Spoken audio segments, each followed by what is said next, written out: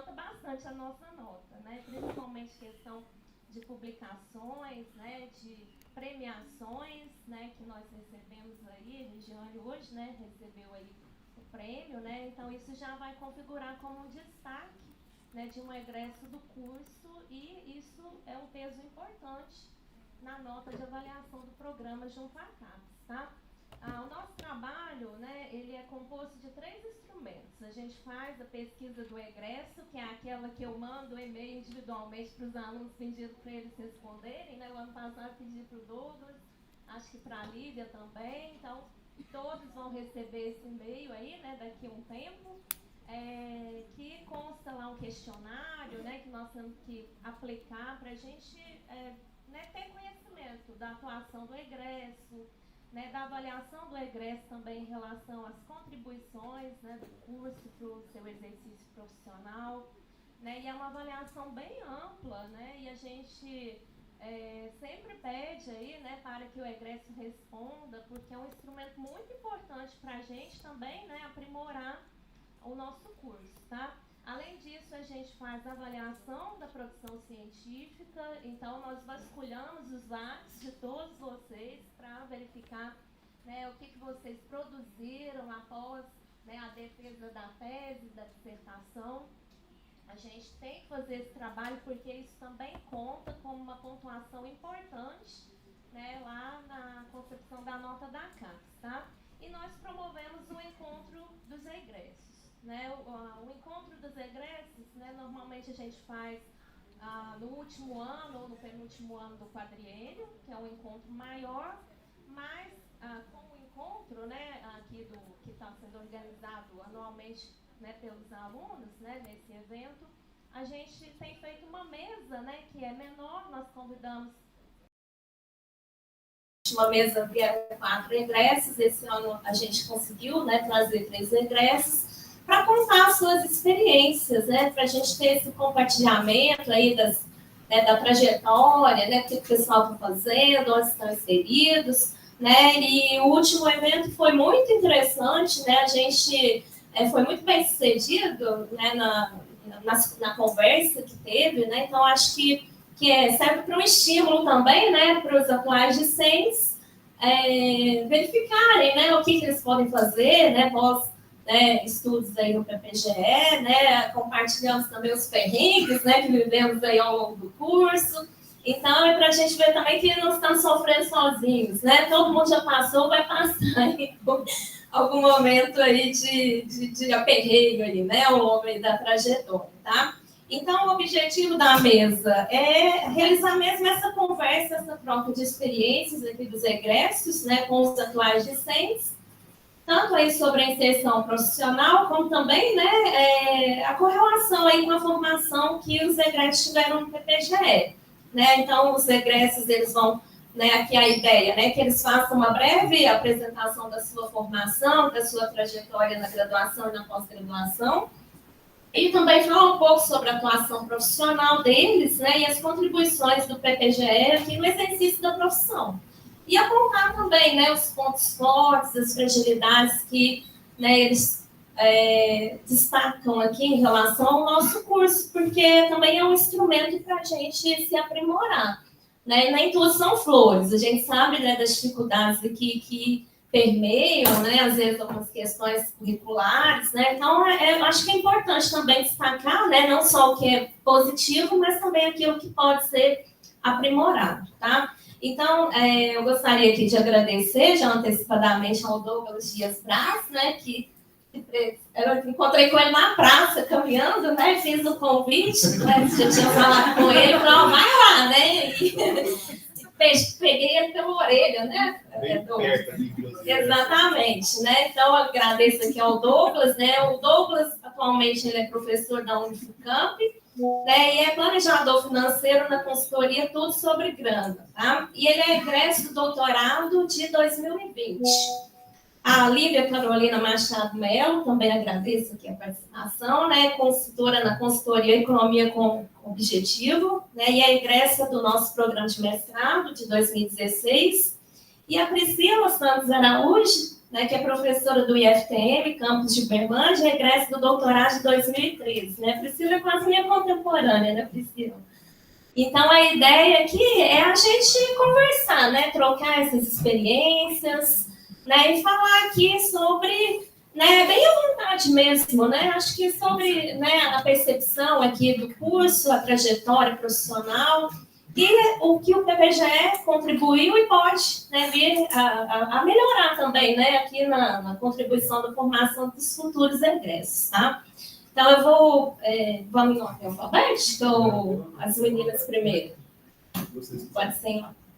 Tá, então, eu vou passar a palavra ao Douglas, aqui novamente agradecendo a participação, Douglas. A gente pensou, eu e o Clésio, né, em mais ou menos uns 15 a 20 minutos, né, dessa fala aqui dos egressos, e depois a gente deixar aberto também para perguntas, né, para... né, algum questionamento, alguma dúvida, né? Então, ou trocar aí, né, figurinha mesmo, né? Então, é mais ou menos isso, uns 15 a 20 minutos. Obrigada, Dô. Eu que agradeço, professor. Muito obrigado pelo convite. Cumprimento as minhas colegas aqui de mesa, de papo. Contando um pouquinho da minha história, né? Aqui, na Universidade Federal de Uberlândia, minha vida toda acadêmica, né, foi construída aqui. Graduação, mestrado e doutorado. Comecei a minha graduação em 2009, o mestrado 2013 e o doutorado 2016. E na graduação e no mestrado, Alves Nascimento, né, acho que todos vocês devem conhecê-lo. E no doutorado eu fui orientado pelo Fábio Terra. Não sei se vocês tiveram contato com ele aqui, né? Mas ao longo desse processo de formação, eu brinco que eu pulei de galho em galho, em termos de pesquisa, né? Comecei fazendo pesquisa sobre Caio Prado Júnior, questão agrária, no Caio Prado Júnior. Depois fui para a questão de crescimento sobre recessão externa, no modelos de Thurl, né, e tudo mais, então já fui lá para outra casinha. E no doutorado, não satisfeito com essas mudanças que eu tinha feito, eu fui falar sobre o tema espinhoso e cabeludo do equilíbrio em economia, uma questão mais filosófica da coisa, né? E aí eu me especializei mais na questão do equilíbrio em Keynes. Então, vocês viram aqui que coisa doida, né? Foi esse meu processo de pesquisa. E ao final do doutorado, ao final de todo esse processo de formação, eu comecei a lecionar na Unifucamp, uma faculdade próxima aqui de Uberlândia, que fica em Monte Carmelo, uma cidade bem próxima, né, a 100 quilômetros daqui. E eu acho que me encontrei, pelo menos uma parte de mim, né, se encontrou como docente. É uma coisa que eu sou completamente apaixonado, eu adoro a docência. Acho que não vivo mais sem isso, né? É uma coisa que eu sou fascinado mesmo. Lá na Unifucamp não existe o curso de economia, então eu leciono as disciplinas de economia nos cursos de contabilidade, administração, direito. Já lecionei no curso de engenharia civil. Desafio para quem para quem é economista, já esteve lá também, né? A Lívia também já foi docente lá na Unifucamp. Sabemos muito bem que o desafio para nós, né, que estamos em uma determinada área, você vai lecionar para um curso que não tem absolutamente nada a ver com a nossa área de formação, gente, não é brincadeira não. Principalmente direito e engenharia civil, vocês imaginam, né, gente? Professor de economia chega lá, a galera fala: o que você está fazendo aqui, meu amigo? Nem sabia que eu ia ter essa disciplina no curso, né? Entrei aqui, não tinha essa noção. Mas, apesar dos desafios, né, é uma experiência maravilhosa, eu amo estar lá, e apesar das dificuldades também, né, a gente sai daqui de Uberlândia para ir para Monte Carmelo, perde um belo tempo na estrada, 1h30 para ir, outra para voltar, mas apesar de tudo isso, um lugar muito bacana de se trabalhar, assim, né, e contato com os alunos é uma coisa maravilhosa, é algo que me faz muito bem, né, costumo dizer que quando eu estou em sala de aula, eu não sinto que eu estou trabalhando, não, eu me divirto de verdade, assim, é uma vocação. Mas, em determinado momento da vida, né, por influência daquela menina ali, da Lívia, nós ainda dávamos aula juntos, né, lá na Unifucamp, e ela me apresentou o mundo do planejamento financeiro, que é a outra dimensão de trabalho que hoje eu tenho, e que acabou se tornando a minha principal dimensão de trabalho, a minha principal frente de trabalho. Em conversa com ela, né, ela falou, eu estou começando a enveredar para esse lado do planejamento financeiro, e eu mal sabia o que era isso, né, gente? Eu acho que como grande parte da população brasileira, inclusive nós, né, que estamos aqui na economia, não sabemos bem o que faz um planejador financeiro. Muitas coisas passam na nossa cabeça e, de fato, né, um planejador financeiro ele pode atuar em diversas dimensões, diversas frentes. E aí, a partir das nossas conversas, a Lívia avançou primeiro, né, que eu, a partir de cursos específicos, né, de um curso específico que ela tinha feito. E, a princípio, eu falei, esse negócio parece legal, né, interessante, planejamento financeiro, né, ajudar as pessoas a lidarem melhor com a dimensão financeira. Afinal, a gente sabe muito bem que várias das dimensões da nossa vida, elas tangenciam a questão financeira, né? Sabemos muito bem. No curso de economia, mais especificamente aqui na UF, pelo menos na minha formação, né? Desde que eu me formei, muita coisa já mudou na grade curricular e tudo mais, mas não tivemos muito contato, né, com essas questões de gestão financeira e tudo mais, que é uma coisa mais da administração em geral, né? Mas assim que eu comecei a ter contato com isso, né, a partir da Lívia, a coisa foi me interessando, né, começou como uma forma de complementar a renda, porque as aulas em si não estavam sendo suficientes, né, em termos financeiros, e aí começou como um complemento, mas, né, foi um complemento que acabou virando o jogo e hoje assume uma parte importante, né, da dimensão profissional para mim. Tanto que hoje eu dou aula um dia só, na semana lá em Monte Carmelo, e o restante do meu tempo é completamente dedicado ao planejamento financeiro, né? E aí, para poder oferecer esse trabalho, eu e a Lívia fizemos alguns cursos específicos, né? Então, existem cursos de formação para planejadores financeiros. E para quem não sabe, o planejador financeiro, ele atua em várias frentes, né? Aqui, quando se fala em organização, em planejamento financeiro, talvez a gente pense mais na dimensão da organização financeira, né? O que para muita gente pode parecer estranho, para mim parecia, que mas como assim? Eu vou ajudar as pessoas a lidarem melhor com o dinheiro, elas já não sabem fazer isso de maneira adequada, né? Parecia estranho isso, né? Assim, isso parece tão óbvio para mim, né?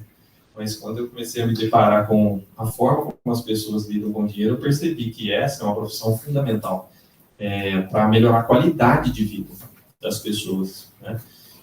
Então, uma das dimensões é a da organização financeira, mas a gente pode lidar com outras dimensões também, né? Que é a questão de investimento, a questão de gestão de risco, né? Para saber se a pessoa precisa de determinadas proteções em relação a seguros. A gente pode trabalhar com pequenas empresas, né? Claro, depende da especialização do planejador financeiro, mas são diversas possibilidades que se abrem quando a gente vai para esse mundo do planejamento financeiro. E eu digo com muita tranquilidade, né? É uma profissão que está em plena ascensão, né? E existe uma demanda gigantesca por isso, gigantesca, né? E a necessidade das pessoas por esse tipo de trabalho é muito grande, né? E na prática a gente percebe que a função de utilidade, a maximização, né, dos agentes econômicos aí lá da microeconomia é mais de fato, um modelo, né, meio distante da realidade, porque quando a gente vê como as pessoas tomam decisões financeiras, de fato, na prática, a gente percebe que é um caos, gente, um caos completo. E tem muito mais a ver, né, e hoje eu sou um estudioso da economia comportamental, que inclusive é outra área da economia que nós não tive nenhum contato aqui na UF. Comecei a me apaixonar a partir do momento em que eu entrei para essa área do planejamento financeiro, que eu acho que é uma base científica para que a gente possa desempenhar nosso trabalho como planejadores financeiros. Eu acho que é uma parte crítica, né, da microeconomia tradicional muito interessante, muito legal. Então, esse trabalho ele é também feito e precisa ser feito com bases científicas, né, com estudos. Eu acho que aqui no Brasil a gente ainda precisa avançar bastante nessa parte de economia comportamental. A gente está avançando, mas em relação a outros países a gente ainda está engatinhando. É uma área de pesquisa promissora, inclusive, né? Eu acho um negócio super legal, super interessante. E acabei me encontrando, né? Hoje eu me vejo como planejador financeiro de maneira definitiva e como professor também, como eu disse, né? Essa parte eu não posso deixar de lado.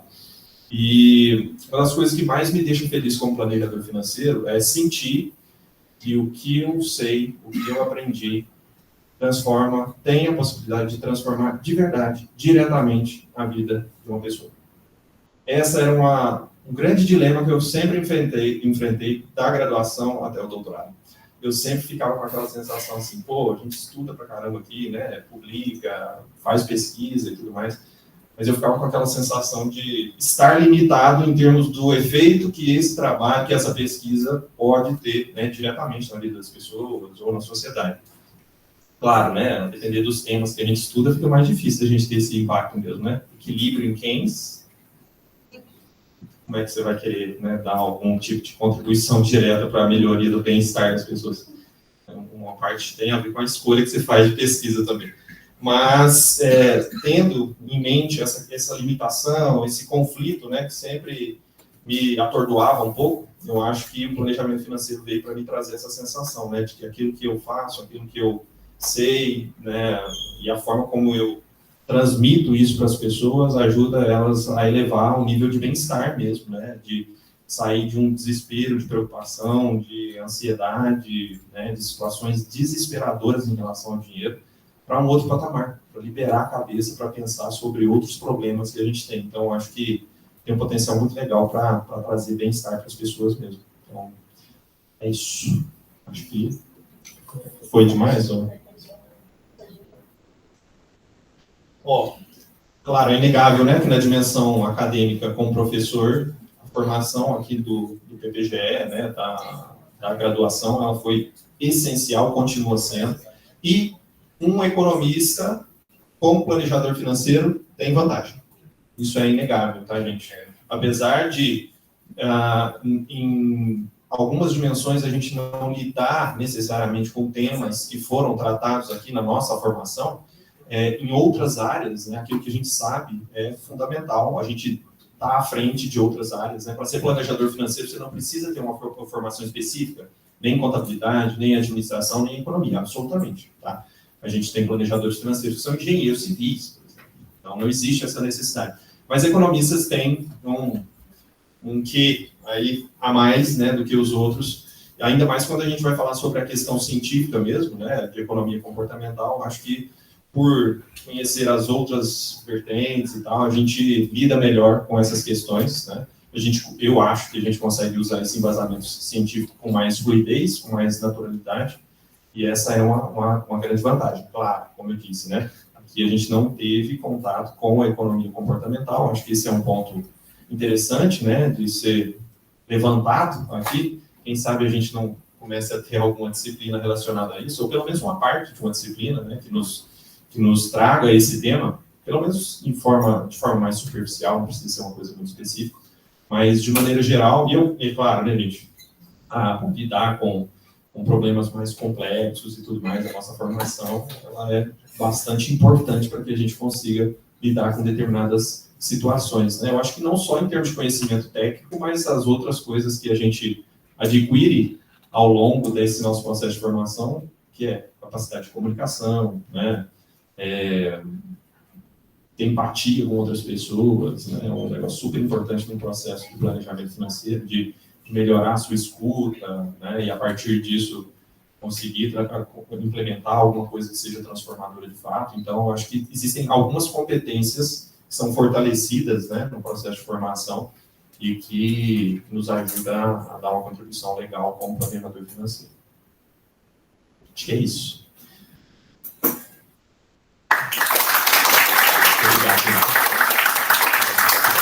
Obrigada aqui ao Douglas, mais uma vez. Eu vou passar a palavra para as meninas e, ao final, acho que aí a gente faz o diálogo, né? Pode ser?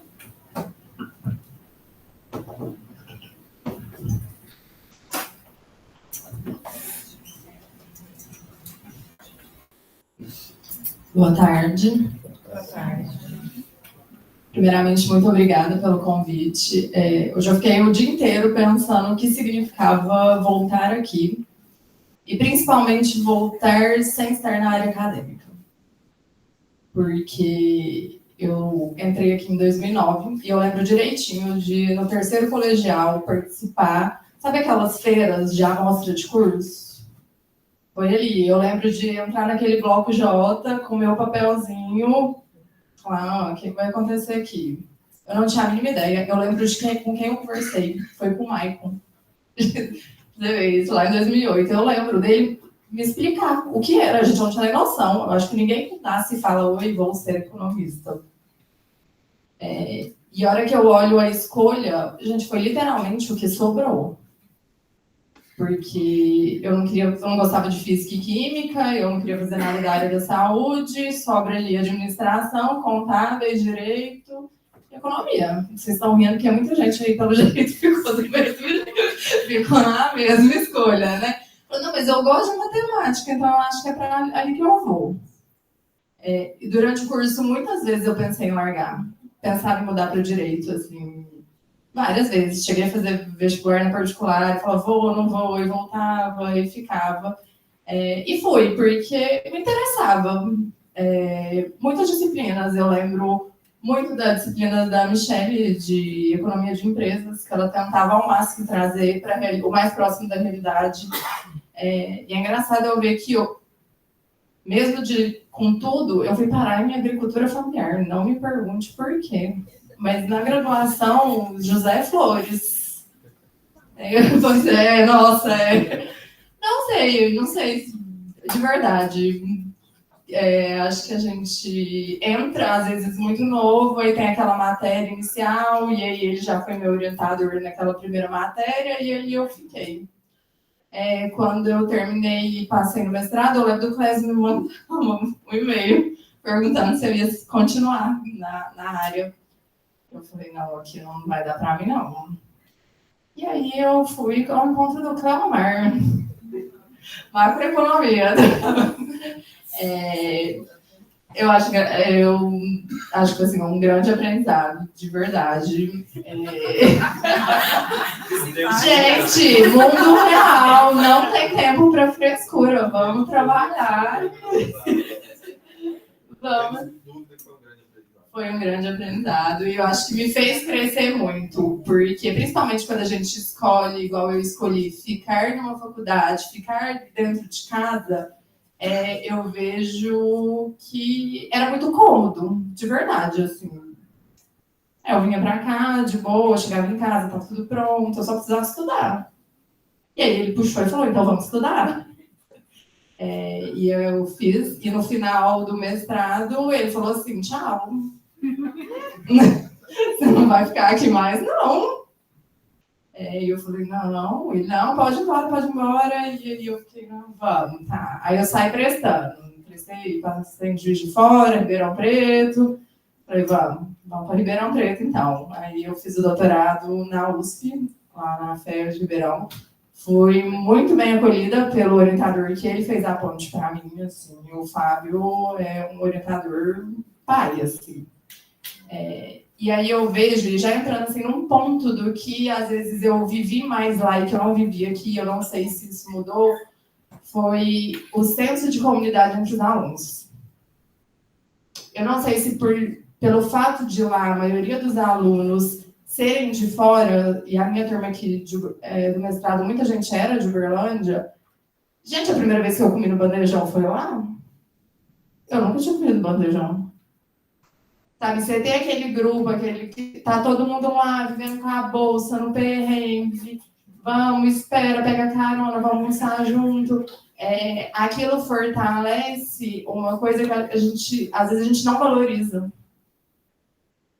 E faz muita diferença, eu vejo que faz muita diferença na minha vida hoje, que é você saber escutar, saber conviver com outras pessoas, estar disponível para compartilhar o conhecimento que você tem. Porque aqui, o que eu tinha a sensação que estava todo mundo vivendo no seu mundinho, na sua na sua vida. E lá a gente se juntava e estudava, e assim, de chegar às 7 horas da manhã, embora 10 horas da noite, e nos dias 7 horas da manhã tá ali de novo. O ritmo lá foi bem um pouco mais puxado do que aqui, mas foi muito bom ter essa vivência, sabe? De realmente se dedicar. Eu vejo que no mestrado a verdade é que eu não dediquei tanto.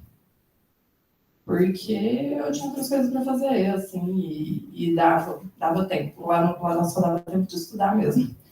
Então, hoje, se vocês estão aí no mestrado, no doutorado, eu acho que vocês poderiam aproveitar mais o que os outros colegas têm para oferecer. Em termos de linha de pesquisa, em termos de troca de conhecimento, porque vocês só têm a ganhar com isso. E foi no meio do doutorado que aí eu resolvi começar a dar aula. Eu precisava saber se eu queria seguir a carreira acadêmica. Era um ponto-chave que pesava muito para mim, porque na graduação eu conheci meu marido, que hoje é meu marido, lá no Bloco J, no corredor do Bloco J.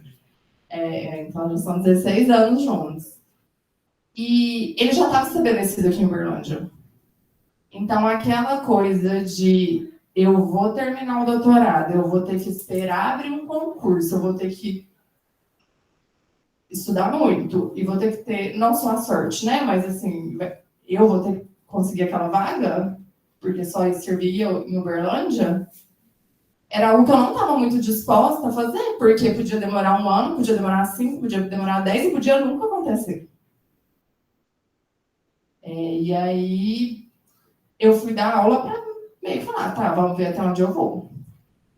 Lívia, você achava ruim da aula? Não, gente, eu gostava bastante. Entrei lá em Monte Carmelo também, junto com o Douglas. Tinha a questão da estrada, era cansativo, mas a hora que você chega lá e você entra numa sala de aula, que para quem gosta, o caminho vira só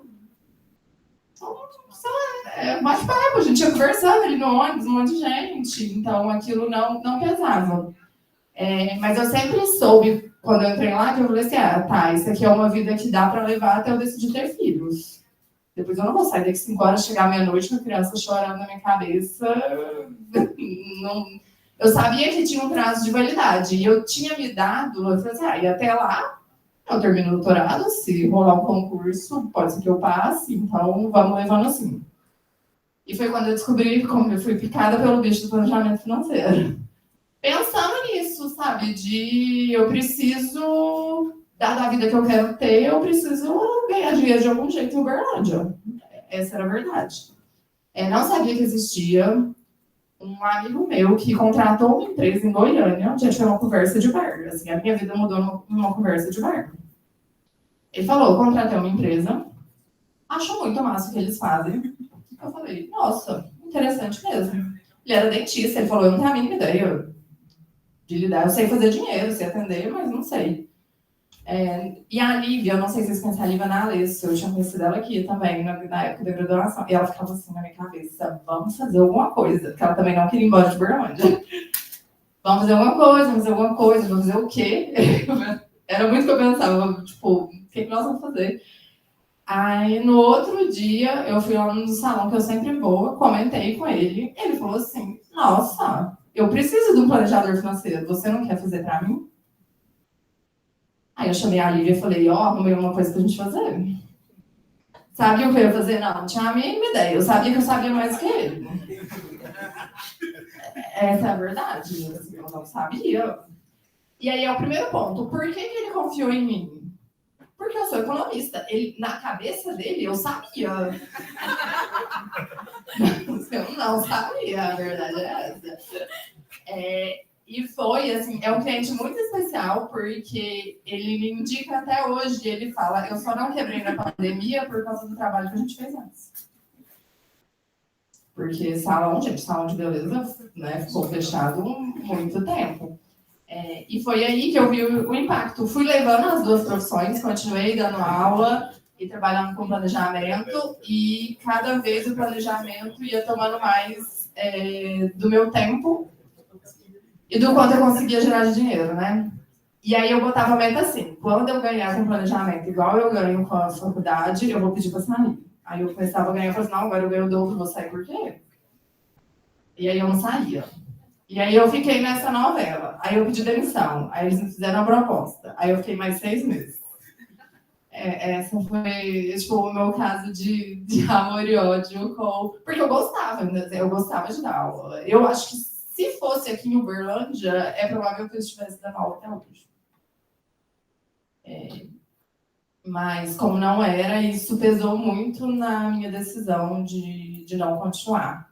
Até que eu realmente saí.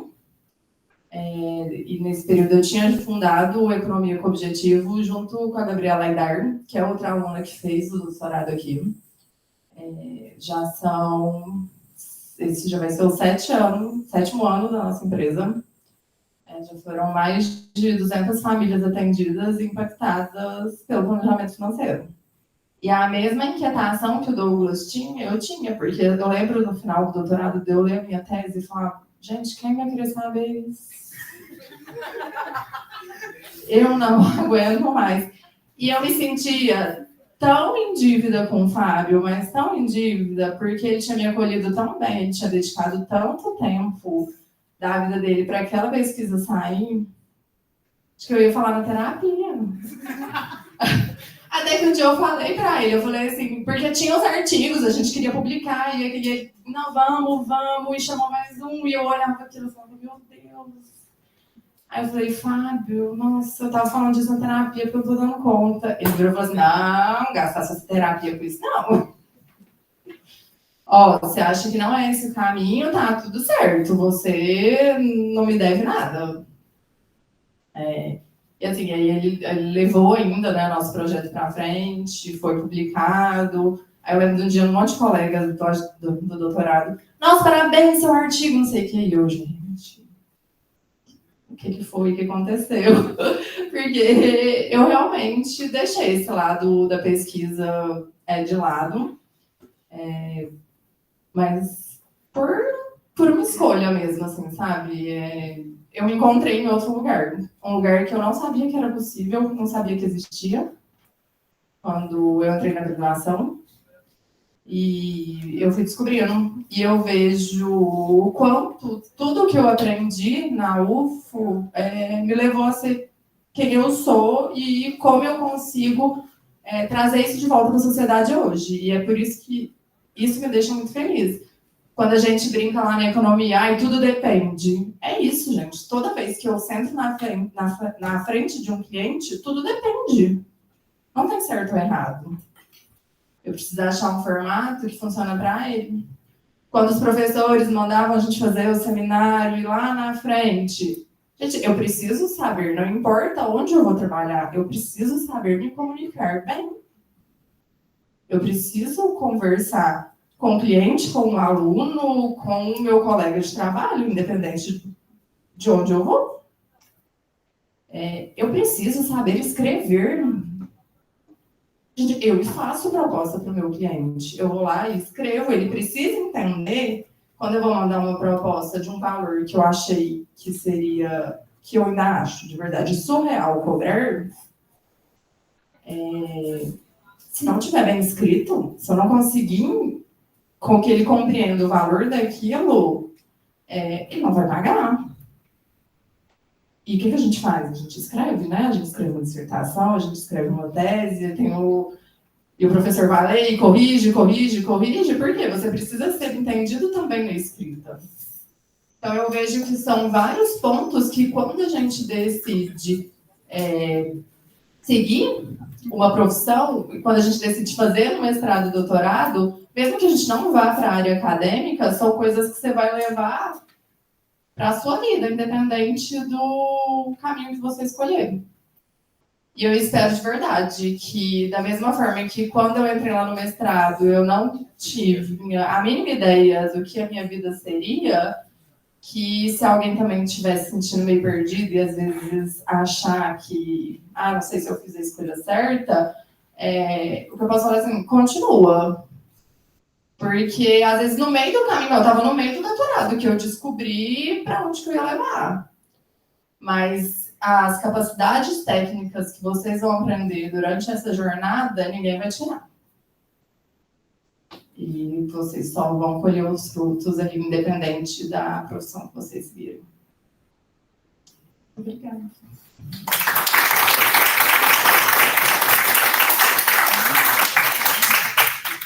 Olá. Eu tenho uma trajetória parecida em alguns pontos. Eu também dei aula na FUCAMP. Podia ser um encontro de professores da FUCAMP. Alguns de vocês vão dar aula. E eu sou de fora, né? Não sou de Uberlândia, eu sou de Vitória, do Espírito Santo, e vim para Uberlândia para fazer o mestrado. Então, fiz lá a prova da ANPEC. Na época que eu fiz, eu me formei na Federal do Espírito Santo, na UFES, em Vitória, e lá eu era do PET, então eu estava envolvida, né, com pesquisa, com ensino, mas nunca imaginei que eu fosse ser professora. E a gente tinha uns professores, assim, no patamar que a gente achava que nunca ia alcançar. Então, eu não tinha essa pretensão. Mas eu sabia que estudar era o meu caminho. Né? Meus pais sempre falaram, estuda para você ser alguém na vida, para você ter uma vida melhor do que a nossa. O estudo é a única coisa que eu posso te dar. E eu levei a sério essa orientação. Então, eu saí da graduação lá, comecei a trabalhar no Instituto de Pesquisa, e fiz a prova da ANPEC. Eu não estava estudando, porque eu estava trabalhando muito naquela época, e a gente não tinha uma formação para passar na ANPEC. E não deu tempo de estudar para a ANPEC. Tinha até cursinho lá, começou a ter cursinho, só que eu não tinha dinheiro para pagar. Mas um amigo insistiu, faz a prova. Eu fiquei com tanta vergonha dele, que eu falei, vou fazer essa prova. Fiz e acabei passando para cá. E vim para cá sem conhecer ninguém. Eu conheci os professores de tanto que eu li os textos do Niemeyer, da Vanessa. Então, eu já era fã, né, daqui do programa. Marcelo Carcanholo, eu fui do PET, o Reinaldo Carcanholo era o meu tutor. Então, o Marcelo ia muito lá, a gente, então, lia muito os textos daqui. Então, assim, vir para cá era um sonho, né? Olhar o Niemeyer, ver quem era Niemeyer, Vanessa, né? Conhecer as pessoas que eu lia tanto, porque eu gostava dessa área de desenvolvimento econômico. Então, vim para cá sem conhecer ninguém, sem bolsa. Meu pai me ajudou durante um tempo e eu tive algumas oportunidades aqui de fazer um curso de formação de professores na educação. Então, quem estava fazendo mestrado podia participar desse programa, e aí eu consegui participar. Então, foi uma oportunidade que eu tive bolsa durante um tempo, me ajudou a ficar aqui. Eu tive a oportunidade também de fazer um intercâmbio para a Unicamp, pelo mestrado. Então, fiquei um tempo lá em Campinas, também com uma bolsa. Então, eu aproveitava essas pequenas oportunidades. Aí chegou uma hora que eu tinha que trabalhar, porque meu pai já não conseguia mais me ajudar, mesmo, né, tinha esses períodos de bolsa que ajudavam um pouco. Eu estava sempre no vermelho, nunca dava para pagar todas as contas, morava em República, e aí comecei a dar aula, consegui dar aula em Monte Carmelo, só que eu comecei primeiro na Unipac, e depois eu dei aula também na FUCAMP. Ficava indo e vindo, ia na mesma van, com o Emerson. Esse daí todo mundo entra e sai, e ele permanece. É a única constante. 50 anos. 50 anos, 50 por hora, até chegar lá, 50 até voltar. E aí eu passei, era no final do mestrado, eu também trabalhei na FIENG, na Federação das Indústrias de Minas Gerais. Eu fazia projetos de inovação para as empresas de Uberlândia, tinha também Belo Horizonte, com um projeto com o IEL de Belo Horizonte, projetos para financiamento de inovação, subversão. Então, eu comecei a estudar inovação tecnológica e projeto. Nunca fiz disciplina de projeto, eu sei que aqui tem disciplina de projeto, mas na minha graduação não teve. E eu acho que foi uma coisa que vocês falaram, né, que eu já vou adiantar um pedacinho, né, do que o curso nos ajuda, é essa capacidade de aprender aquilo que a gente quer. Né? Então, é uma formação tão complexa, tão difícil, que o que você quiser estudar, você consegue.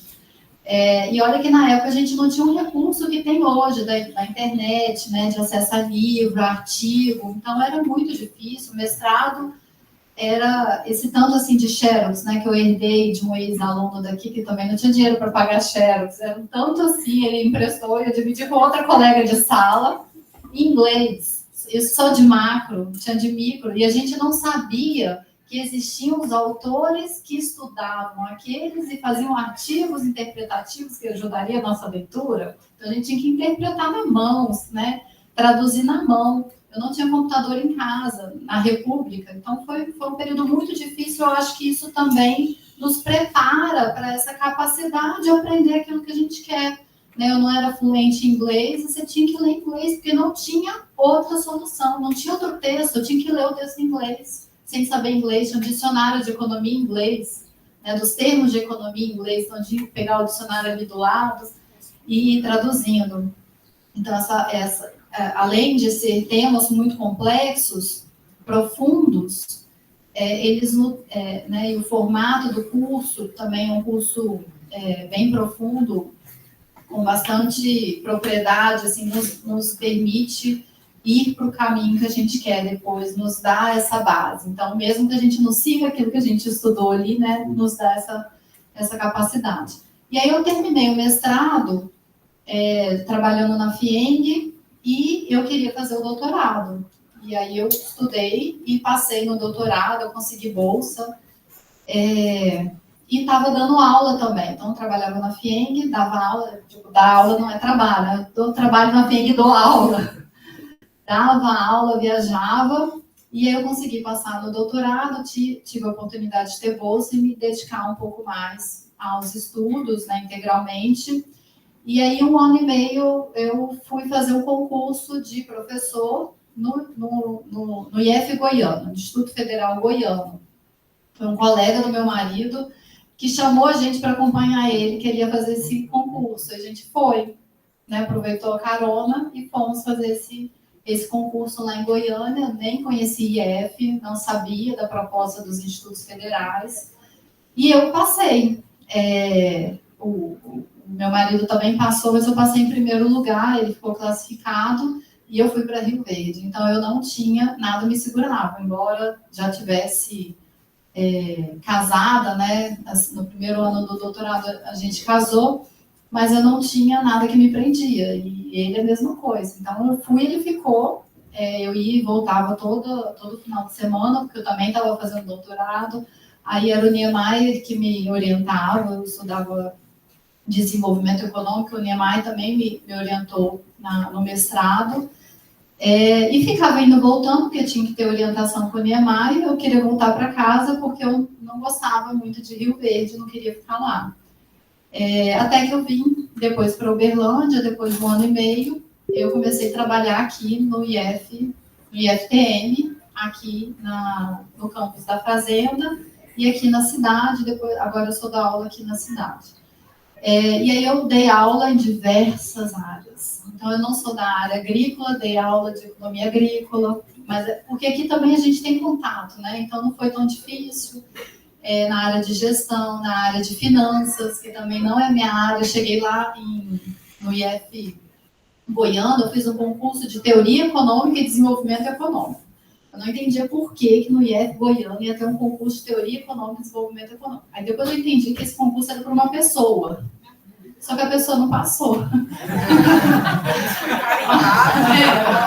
Ela fazia pós-doutorado no Unicamp, mas ela acabou não passando, e eu achei ótimo, porque era a minha área. Né? Aproveitei. E aí eu chegando lá, falei assim, gente, e aí eu comecei a dar aula de finanças, gente. Então, assim, passei no concurso de desenvolvimento econômico, achando assim, vou dar aula de desenvolvimento econômico e dar aula de economia financeira, que eu era super distante, não estudava, tinha dificuldade. Comecei a estudar para poder dar aula.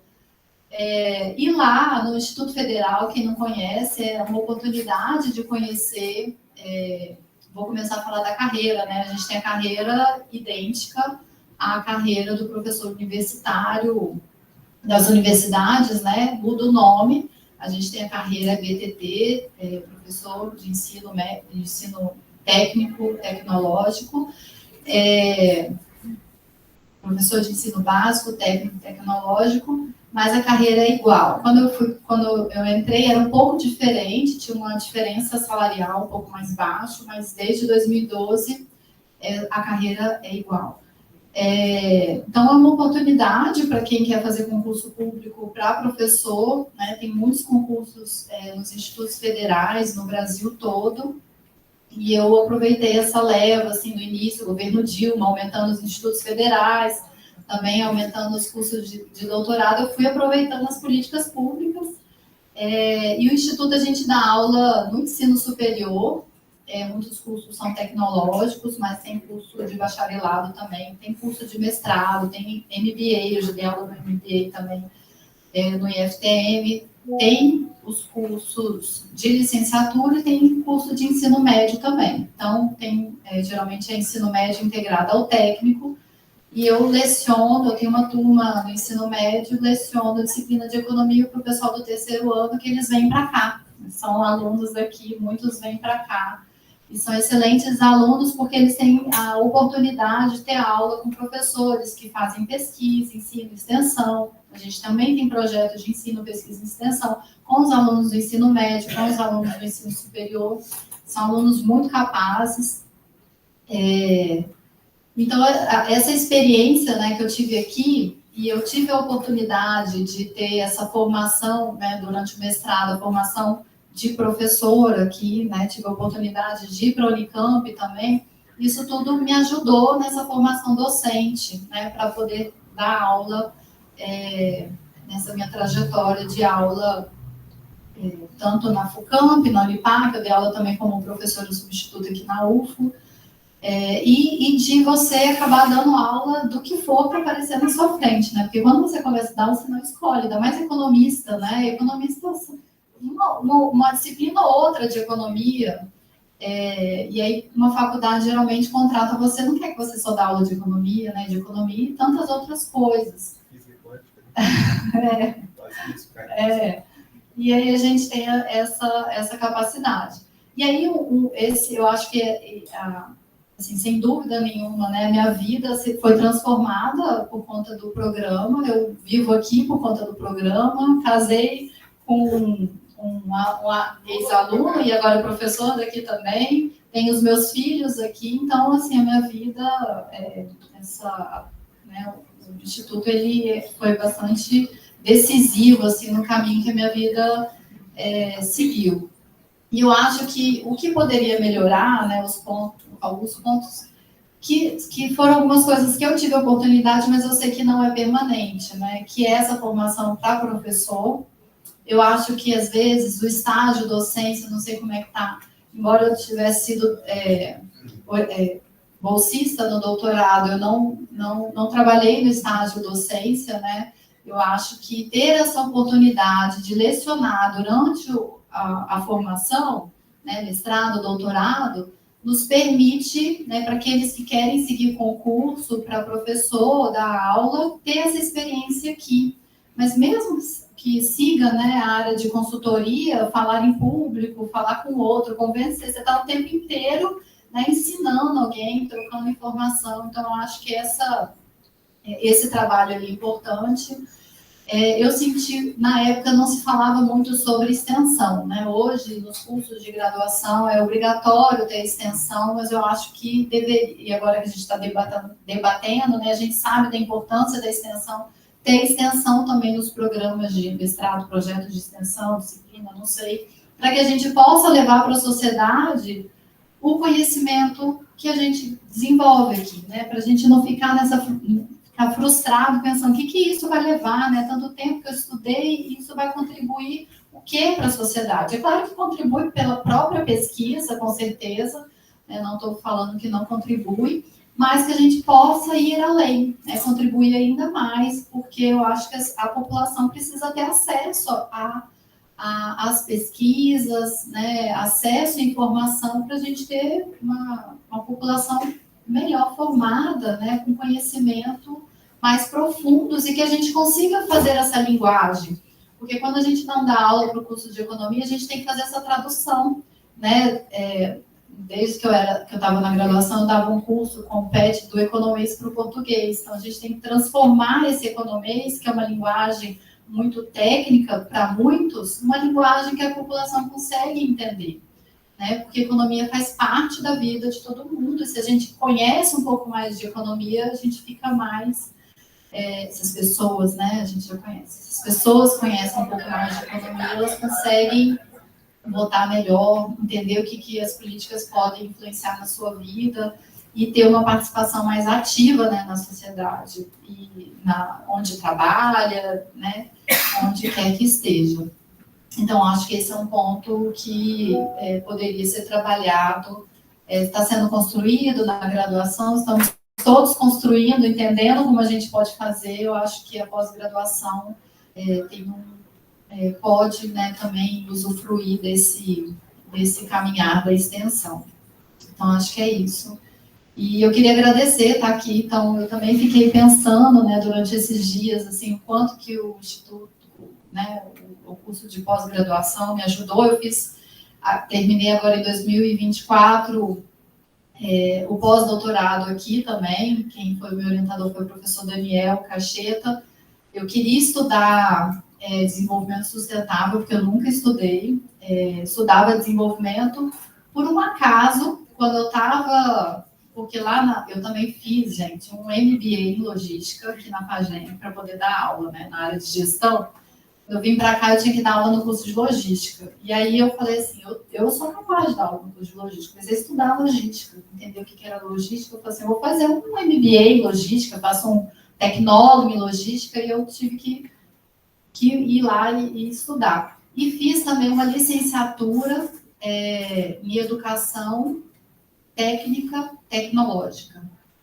E aí, nessa licenciatura, eu tinha uma professora de estágio, já dava aula, terminei agora, foi em 2022, fiz durante a pandemia. A minha professora de estágio, ela pediu para eu dar uma aula de economia ecológica. Aí ela me pediu, eu não sabia nada sobre isso. Aí eu falei assim, bom, vou ter que estudar, né?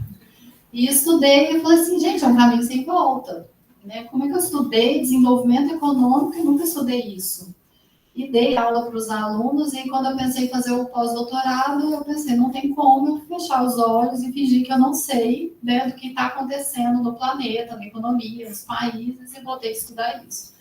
Aí eu perguntei ao Daniel se ele podia me orientar, e aí eu consegui uma licença, foi a primeira vez que eu consegui licença para minha formação, e aí eu fiz o pós-doutorado nessa área com o Daniel, e foi ótimo. Eu fui para a sala de aula, assistir aula com os alunos da graduação, porque, como diz o Daniel, eu paguei um pedágio, porque como eu não era da área, tive que aprender, e paguei o pedágio, foi ótimo. Eu adoro ser aluna, adoro ir para a sala de aula, ouvir professor, sempre gostei, continuo gostando, e foi uma experiência ótima. Então, assim, acabar o pós-doutorado esse ano, agora no último dia 16, nessa semana passada, eu tive a aprovação da minha banca para professora titular. Então, acabei de fazer meu memorial, tá tudo fresco do que eu fiz, mas eu anotei até aqui os anos, porque eu tô com 45, tô esquecendo muita coisa, anos, datas, detalhes.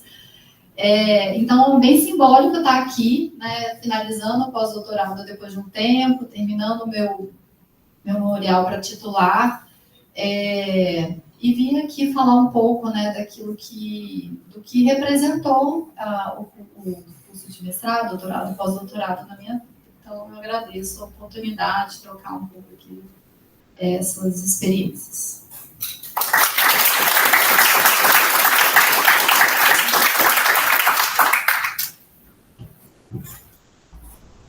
Eu acho que foi, assim, falas muito importantes, né? Eu fico muito orgulhosa aqui, porque fui professora de alguns...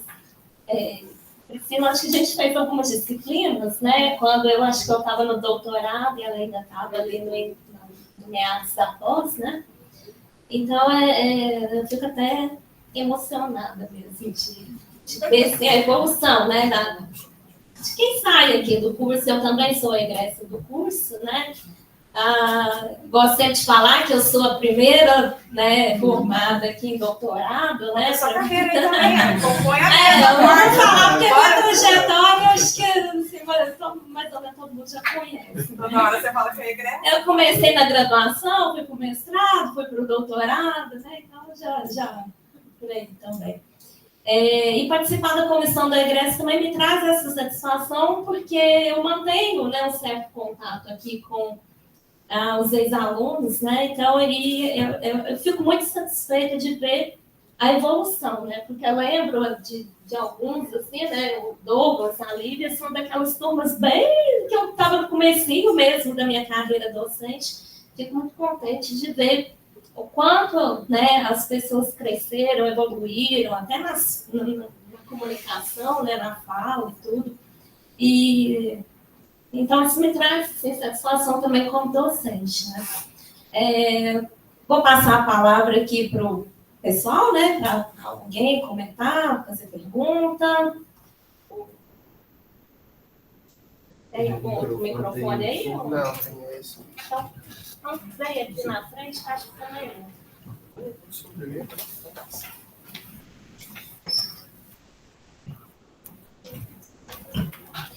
Acho que é uma boa tarde, né? Um bom final de tarde aí, né? Para todo mundo. Para vocês, acho que o pessoal que estava aqui antes já deu boa tarde, mas boa tarde novamente. Bem, um pouco das inquietações que vocês têm, eu também tenho. Né? Que vocês tiveram, né? Eu também tenho. Atualmente sou doutorando aqui. Também conheci a minha esposa nos corredores da UF. Ele conheceu, namorou, casou em menos de um ano. Vamos ressaltar essa coisa. Foi muito rápido. Eu sei que você tem isso. Eu também. Não, pelo amor de Deus. Jota é casamenteiro. Quem está aí pela internet quiser casar, venha para o PPG logo. Talvez você tenha sorte. Provavelmente. Nada cara, rapidão. Parecia muito que eu estava querendo casar com outra pessoa. Sou um grande fã do PPG da UF. Não só por ter casado.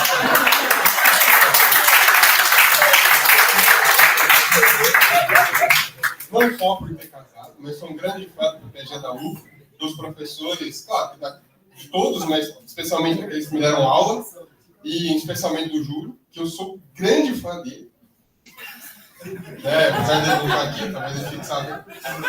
Mas sou um grande fã. Tá gravado, bateu. Sou um grande fã. E eu tenho um pouco das inquietações que a Lívia mencionou. Poxa, terminei. Terminei aqui meu doutorado. Preciso comer, né?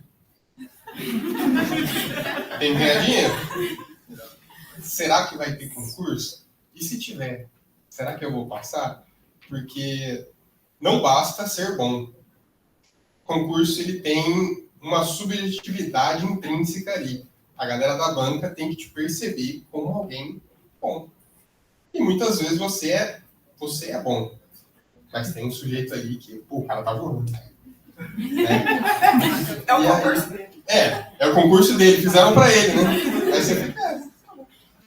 Né? E como vocês também são ou foram docentes aí, eu gostaria de perguntar como vocês percebem essa área da docência, especialmente para nós aqui da UFO, na região, em particular, não só a parte pública, mas também a parte privada, não só em ensino superior, mas, por exemplo, ensino técnico, tanto público quanto privado, que, assim, eu imagino que também é uma opção, né? Cursos técnicos, eu tenho um grande amigo que também foi meu professor, que hoje em dia ministra aula em cursos técnicos de agroecologia, né? E está muito bem, né? Então, eu gostaria da opinião de vocês, da percepção de vocês a respeito disso para o público da UFO, se possível, aqui na região. Muito obrigado, tá?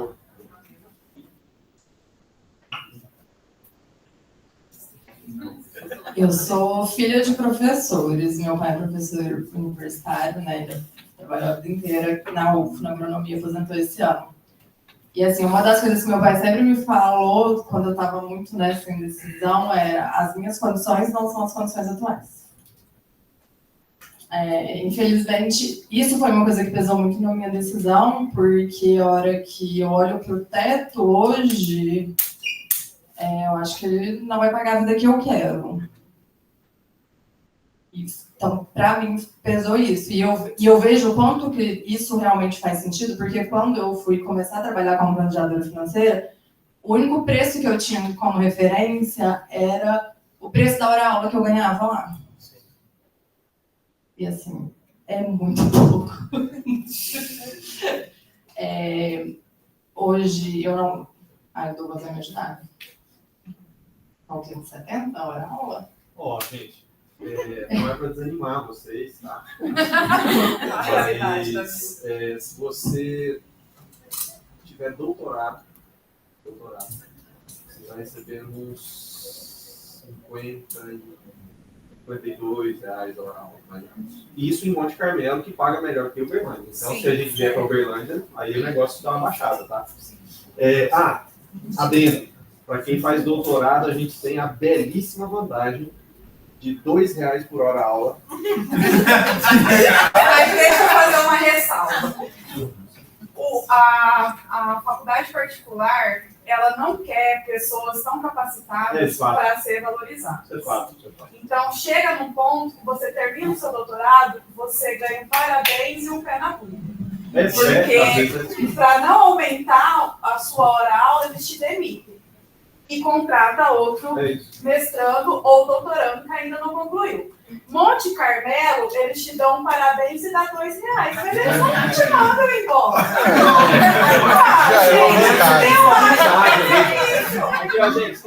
É uma vantagem.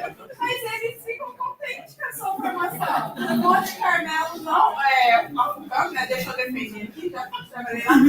A Unifucamp, que é a FUCAMP, agora virou Unifucamp, eles não te demitem, eles te dão R$2 a mais. Ou seja, gente, o recado é: se o grande intuito aqui é se tornar professor de uma universidade federal, sim, o doutorado vale muito a pena. Se vocês quiserem ir para a faculdade particular e dar aula lá, doutorado não vai ser valorizado. Não será. Mas você não será demitido. A depender do lugar. Não, eu acho que é isso, é difícil, né? Na minha época já era difícil, agora mais ainda. Eu lembro que a gente ficava discutindo, o pessoal ficava falando assim: não, porque se fizer doutorado, você vai ser demitido, não faz doutorado, não. Bom, eu achava. Tira do seu currículo, né? Conclui o doutorado, mas esconde no currículo. Não importa, mas eu vou fazer. Sou um pouco teimosa. Mas eu acho que a gente tem que, aqueles que podem, ir para outros lugares. Acho que não pode ficar preso a lugar nenhum. Então, Só um comentário, tem a questão da experiência. Né? Nossa, porque para acabar de graduar aqui é um concurso, então, embora a hora seja baixa, mas é um pedágio importante para muitos concursos.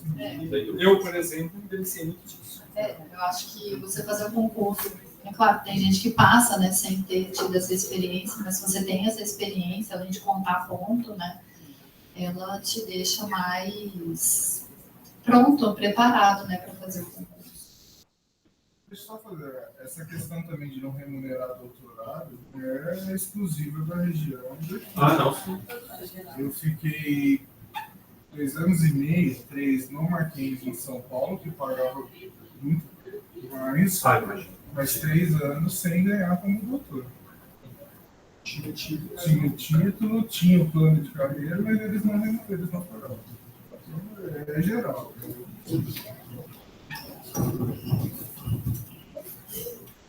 E tem mais uma questão, gente, que eu acho que essa é mais preocupante do que todas as outras. Assim, se a gente tivesse a possibilidade de manter a demanda por professores por algum tempo nas universidades particulares, isso já é um certo conforto para nós, né? Tipo assim, vou ganhar lá minha grana, que não é lá essas coisas, mas estou ganhando uma grana, né? Para subsistência, pelo menos. Mas eu tenho percebido, né? Eu acho que todos têm percebido isso, um movimento de fuga das universidades particulares, principalmente, e devido, né, a diversos fatores aí e tal. não vamos entrar nesse mérito, mas, por exemplo, lá na Unifucamp, antes, né, quando eu comecei, nós tínhamos turmas que entravam na contabilidade e na administração, 40 alunos em cada uma das turmas, né? Após a pandemia, temos 15 pessoas entrando em cada um dos cursos e se formando 6 em cada um desses cursos. Eles têm que juntar turmas, ou seja, antes nós tínhamos a possibilidade de colocar 2 professores de economia lá na Unifucamp. Hoje, as aulas que existem disponíveis para um professor de economia lá, mal dá para o professor que está lá, né? Então, esse é um movimento meio preocupante, assim, né? Eu não sei se isso permanece, é uma tendência que vai se consolidar, mas na FATRA, por exemplo, aqui de Uberlândia, já dei um módulo lá, né, de especialização e tal. Eles não estão conseguindo formar mais turma de contabilidade e administração. Não está formando turma. Então, é um negócio preocupante. Também é um movimento, né? Então, assim, é um tema, né, para a gente considerar aí quando for tomar a nossa decisão profissional.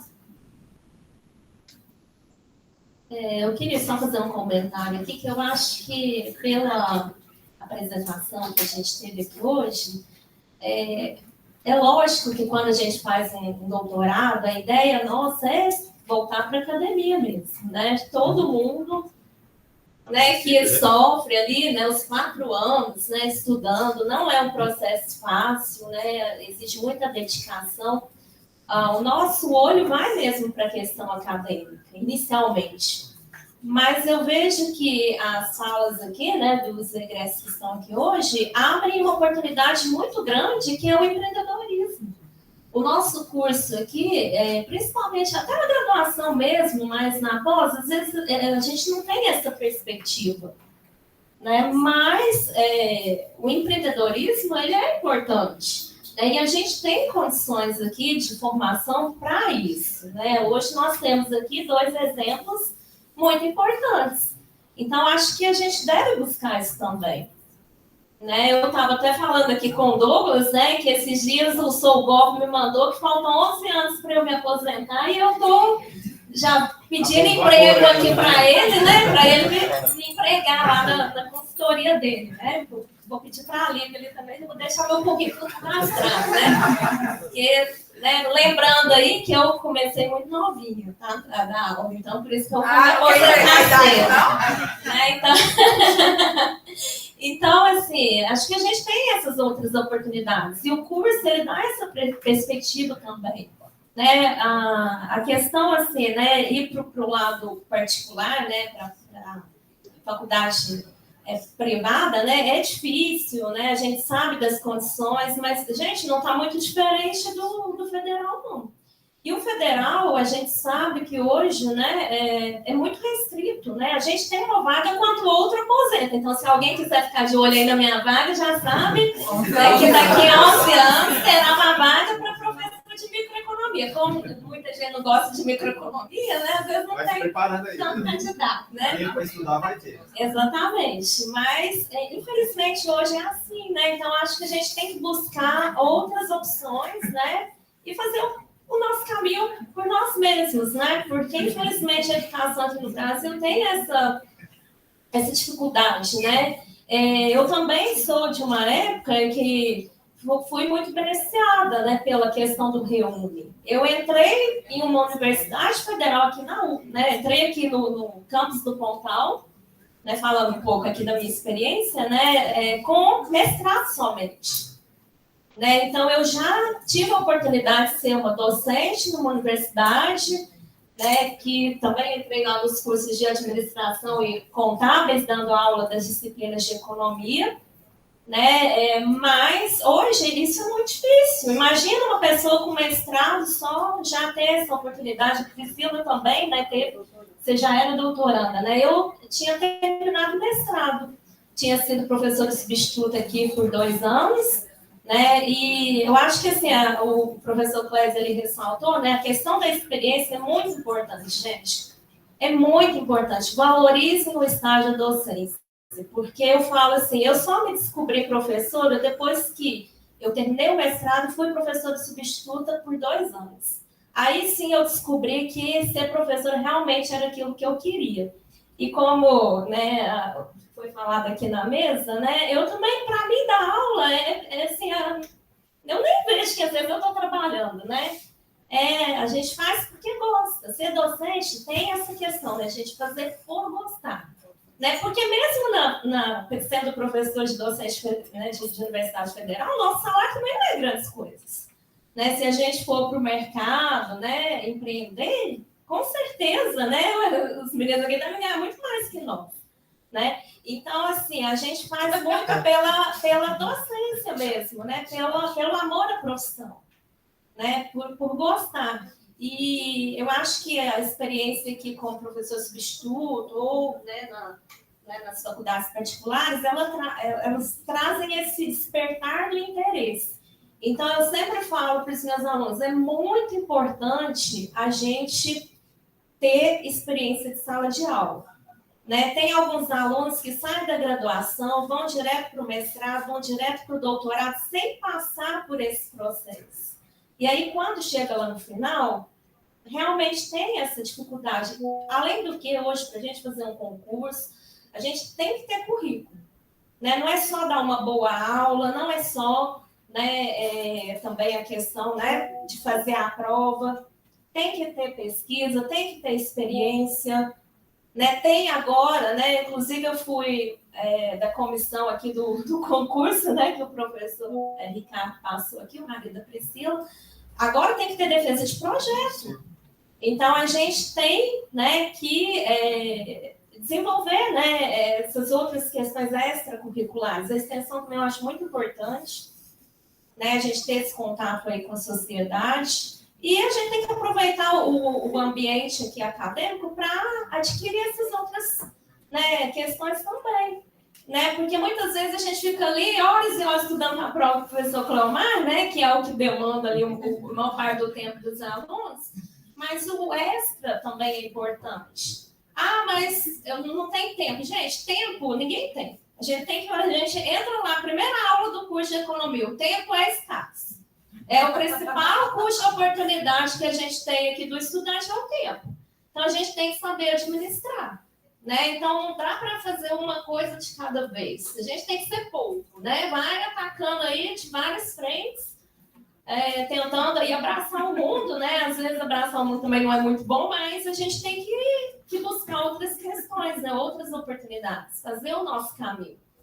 E aqui, eu acho que nas falas que a gente teve hoje, né, a gente viu que a formação aqui no curso permite com que a gente aprenda, né? Eu também já dei aula de matemática financeira quando eu fui para Ituiutaba, né? Então, eu aprendi a mexer lá na calculadorinha lá para ensinar os alunos. Então, a gente tem essa formação que nos possibilita, né, multiplicar, né, o aprendizado.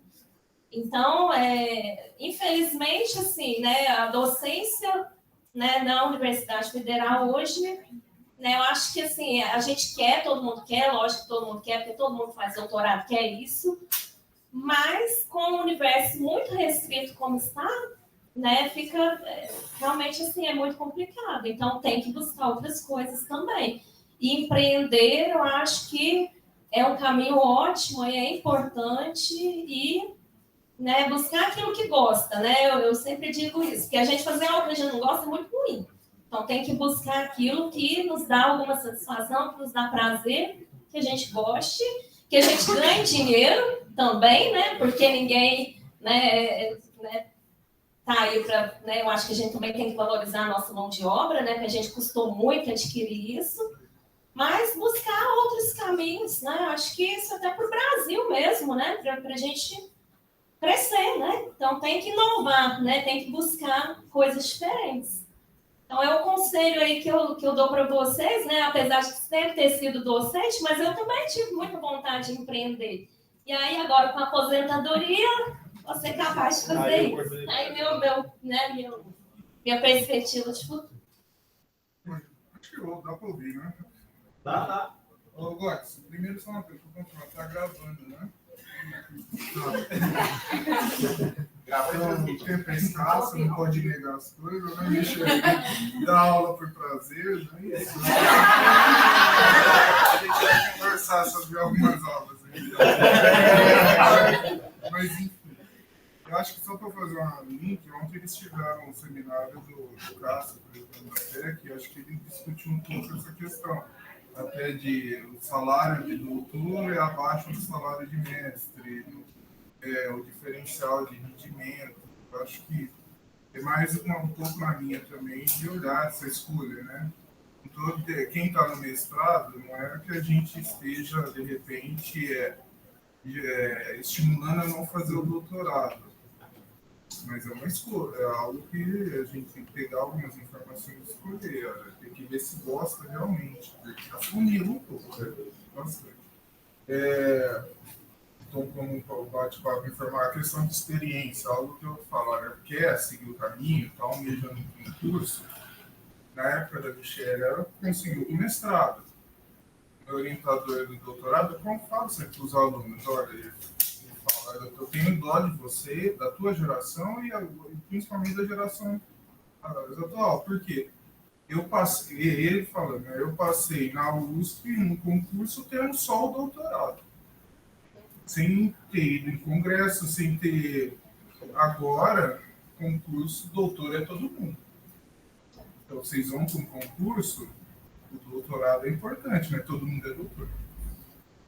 Então, é algo a se pensar nesse planejamento, no que vai ser feito, de pegar a experiência é fundamental.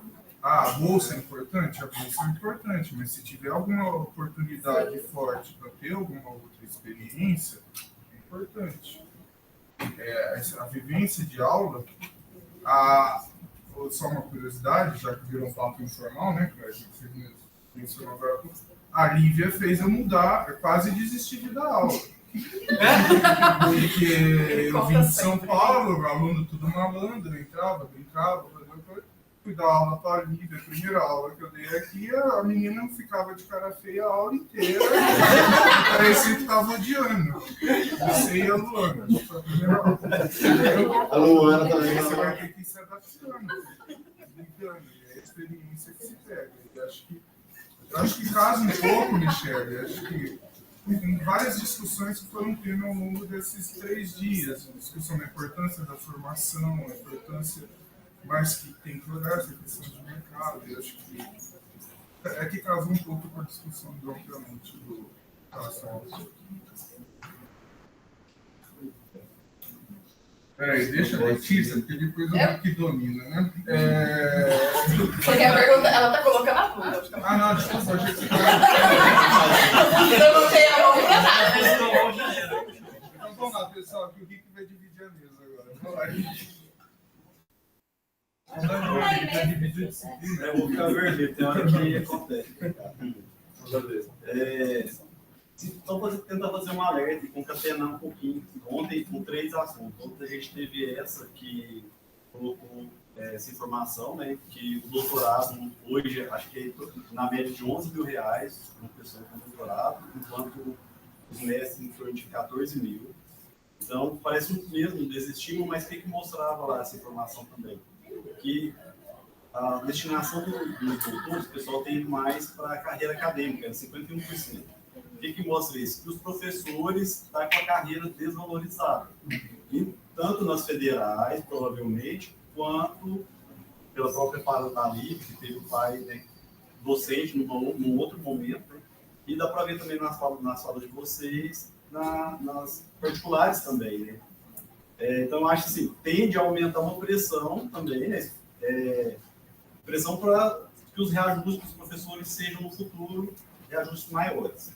Então, colocar assim para o pessoal que, agora há pouco a gente viu a fala do Gilberto, a gente viu que os momentos são muito importantes, assim, a gente tinha os pessimistas, né, e os otimistas, e tanto que isso mudava. Se a gente estivesse falando disso aqui em 2013, provavelmente a carreira dos professores estaria nos melhores patamares. Então, fazer um alerta assim, para todo mundo que está passando por aqui hoje, que esse é um retrato, né? E o filme ainda vai mudar.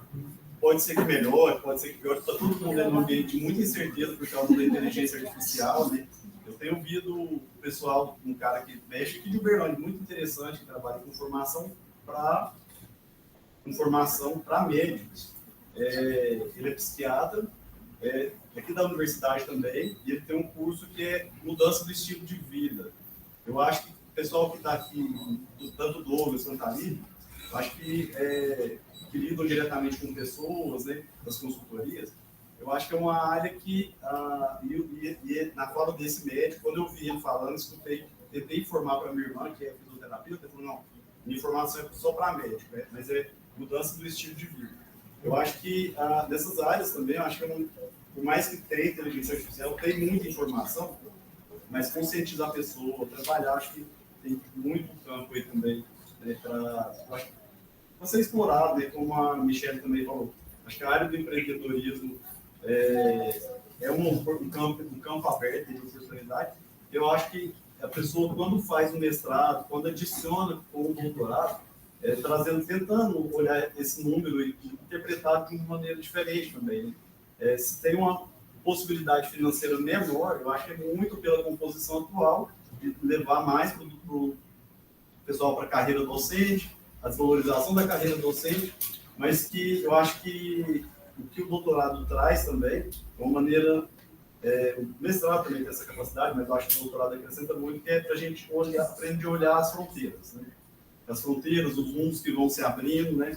Entender que a complexidade está por toda parte, e tentar, assim, saber que, eu ia falar, acho que era mais para destacar isso, que eu acho que esse é um retrato, o pessoal não desanimar, né? Que a incerteza agora talvez seja maior para todo mundo do que era no passado, principalmente pelo horizonte que está se apontando para todas as carreiras, né? Mas eu acho que pela fala de todos, da Priscila também, assim, que o que a gente aprende aqui é que não vai ter nada fácil, como não é, inclusive, durante a nossa formação, mas que a gente tem capacidade de se reinventar, de buscar novas informações e de correr atrás. E muito bacana, assim, eu convivi bem com todo mundo aqui, por vezes ocupa a fala em muitos momentos também, mas me segurei muito, teve umas 2 ou 3 palestras que me cocei para perguntar. Parabéns, orgulhosa.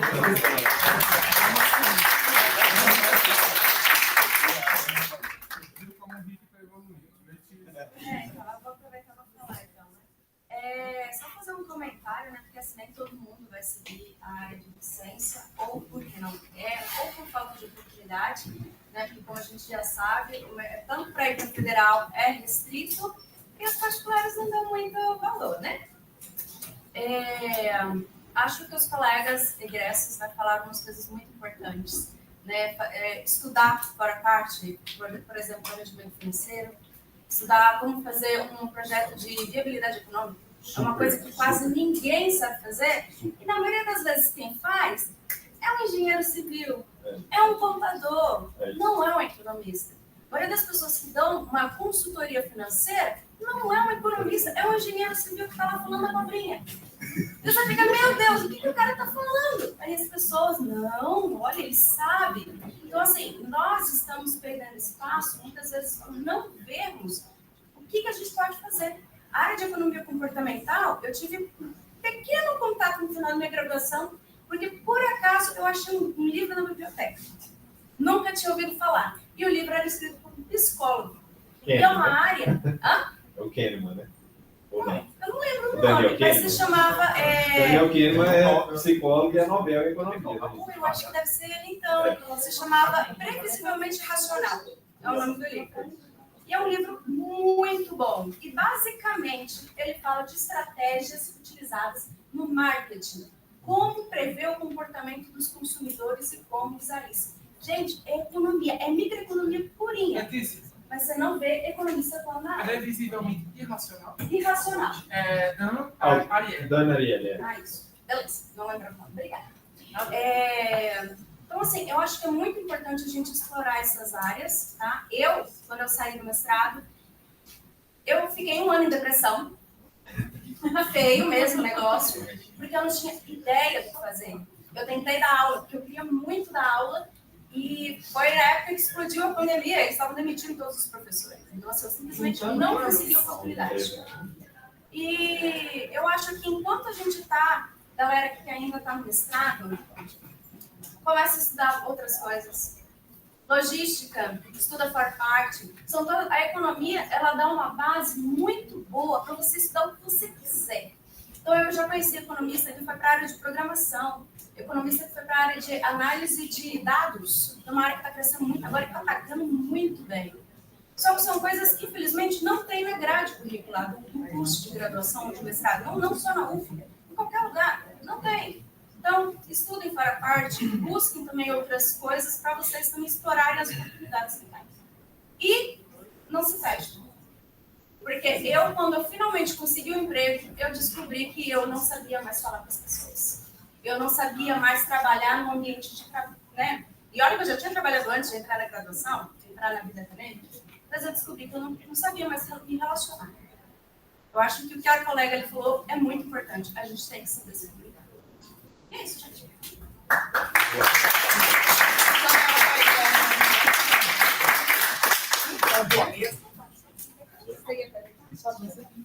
Uma ponderação, mas primeiramente parabéns não só pela fala de vocês, mas pela trajetória profissional, cada um com suas particularidades, né? O DPGE é a linha mestra aí, né, na vida de vocês, também chegar na nossa também, mas também trazer à tona questão de concursos públicos, né, sem ser professor, concurso para ser economista, para ser técnico, para ser analista, porque a gente passou por um momento de retração gigantesca, né, para dizer, não tinha concurso por muito tempo, 10, 15 anos de concurso, mas voltou à tona, começou a ter concurso aqui na casa, tem a minha aprovação ali, parece que arrefeceu, mas já tem Banco Central pedindo a criação de quadro, enfim, vários institutos pedindo a criação de quadro, e o que eu percebo aqui na coisa é justamente esse pensamento de que a gente está aqui para ser professor. Professor é só uma das possibilidades, assim como vocês estão aqui para comprovar isso, né?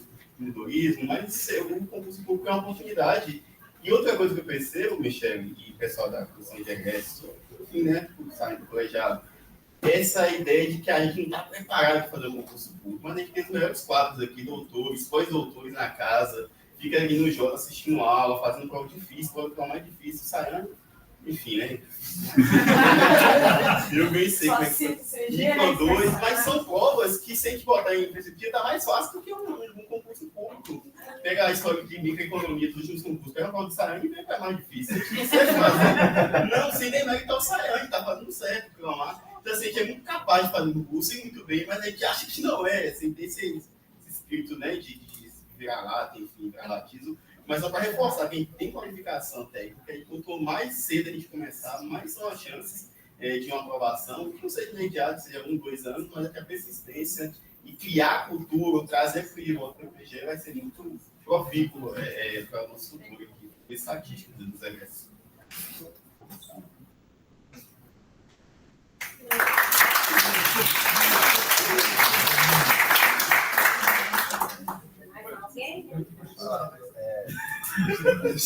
Primeiramente, parabéns pela apresentação, pela sinceridade também. Né?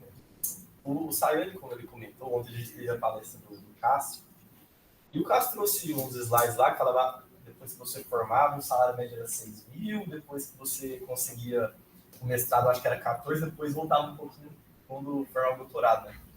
E assim, eu não sei se é uma sensação só minha, eu acho que a maioria, parece que quando a gente forma na graduação, depois que você dá um balde de água fria, né? O que eu vou fazer?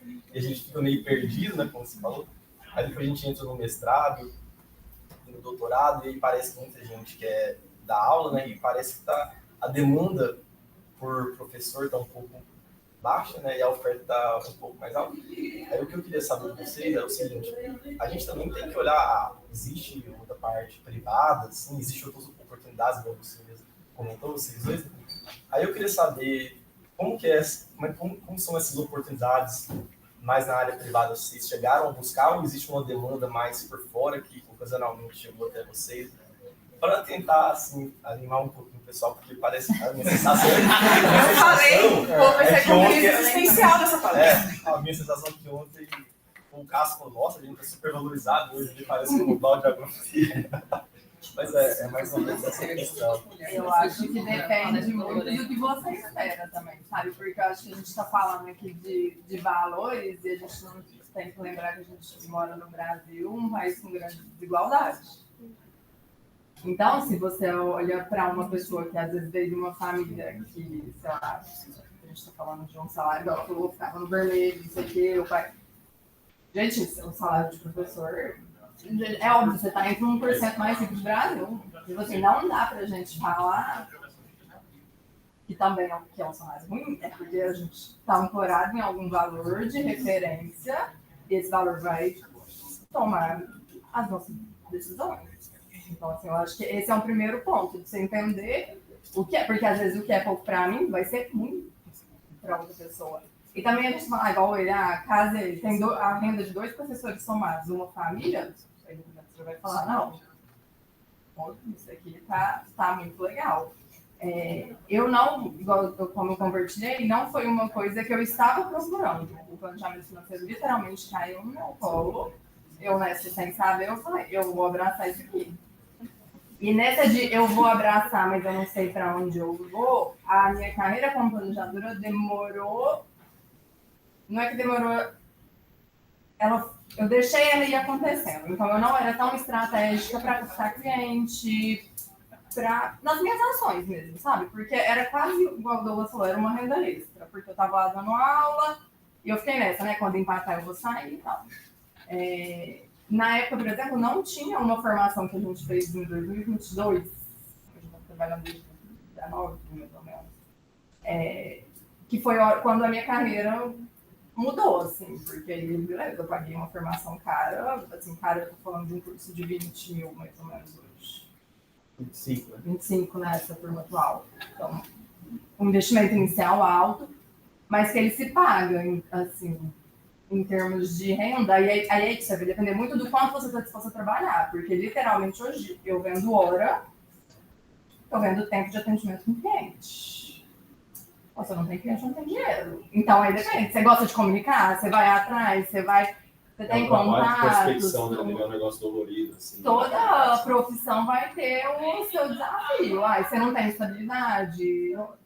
Não vou falar que você não está em férias nem 13º, porque planejamento é só você se planejar que você vai ter. Você vai ter sua aposentadoria, então eu vou contra, né? Eu vou contra o meu trabalho. Você consegue se planejar para ter essas coisas. Mas também é uma coisa para colocar na balança. O quanto a estabilidade é importante para mim, né? Enfim.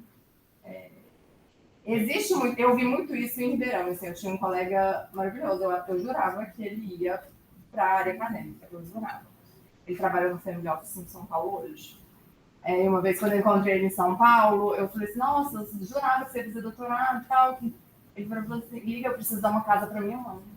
Eu preciso ganhar dinheiro. Você entende que é a primeira vez que eu moro num lugar que eu não precisei comprar móveis usados? É a primeira vez que eu moro sozinho, que eu sempre morei. Então é muito essa. O que você está buscando para sua vida? Às vezes vai lidar. Ele tem assim, um talento incrível. Eu acho que ele seria um excelente professor. Pode ser que futuramente, quando ele resolver essa vida, porque ele falou, hoje eu ganho um dinheiro que eu nunca imaginei que era possível ganhar.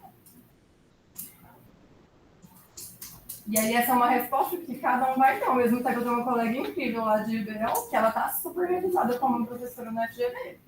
Mas ela morava numa casa de alambique, daquelas casinhas de madeira, lá no interior do bairro. Sabe? Então, assim, o ponto de referência e a vida que a gente teve também vai acabar determinando se é muito. Eu acho que essa questão aí, pensando agora para a faculdade particular, por exemplo, vamos dar o nosso primeiro passo, queremos ser docentes, normalmente as portas que se abrem primeiro são das faculdades particulares, geral. Como é que a gente faz para poder aumentar as nossas chances de entrar em uma faculdade particular, né? E assim começar a ter uma experiência para saber se é aquilo mesmo que a gente vai querer dar ali. Pode parecer papo de coach, né? Coach. Mas, gente, o tal do networking, acho que é uma das forças mais poderosas que existem nesse mundo para nos colocar em determinadas posições, para nos abrir portas, para nos mostrar caminhos, né, diferentes. Então, me tornei professor na Unifucan, por quê? Um cara que dá aula lá, estudou comigo aqui no doutorado, fez uma disciplina, e aí me convidou para poder fazer uma aula teste lá, porque estavam precisando de professor de economia, network. Me tornei planejador financeiro porque minha querida amiga Lívia, inclusive fizemos graduação e mestrado juntos, né? Me falou sobre a possibilidade de me tornar planejador financeiro. Isso veio através de um contato que eu tinha feito, então, com uma pessoa no processo de formação. Então, você está dizendo que na faculdade particular o quem indica vai ser importante? Claro. Claro que sim. Claro que sim. Mas, para que a gente tenha quem nos indique, a gente precisa conhecer pessoas, a gente precisa estar em lugares, a gente precisa, né, se abrir para novas experiências. Não vou negar, gente, isso é fundamental. Dependente de para onde vocês vão seguir, né? Mas o networking é um negócio... Hoje a gente precisa que os nossos clientes indiquem para os amigos deles. Exatamente. Então, é uma saída, né? Assim, para que a gente aumente as nossas chances, as nossas probabilidades.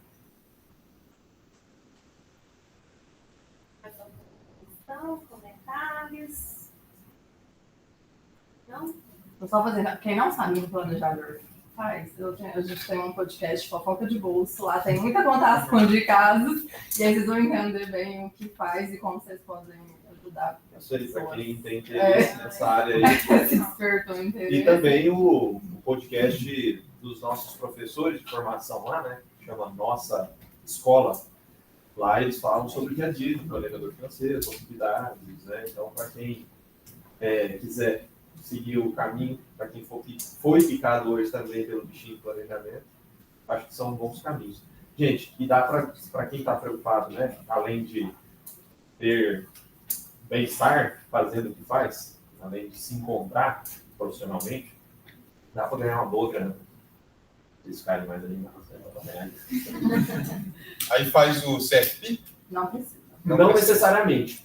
Se você fizer o CFP, é claro, isso é um diferencial no mercado, né? É uma certificação para planejadores financeiros, mas não é necessário que você tenha essa certificação para poder oferecer. Você só consegue fazer depois de trabalhar 5 anos. Exatamente. Até para que você consiga a certificação, você tem que ter experiência prévia. Pode parecer estranho isso, né? Mas é necessário.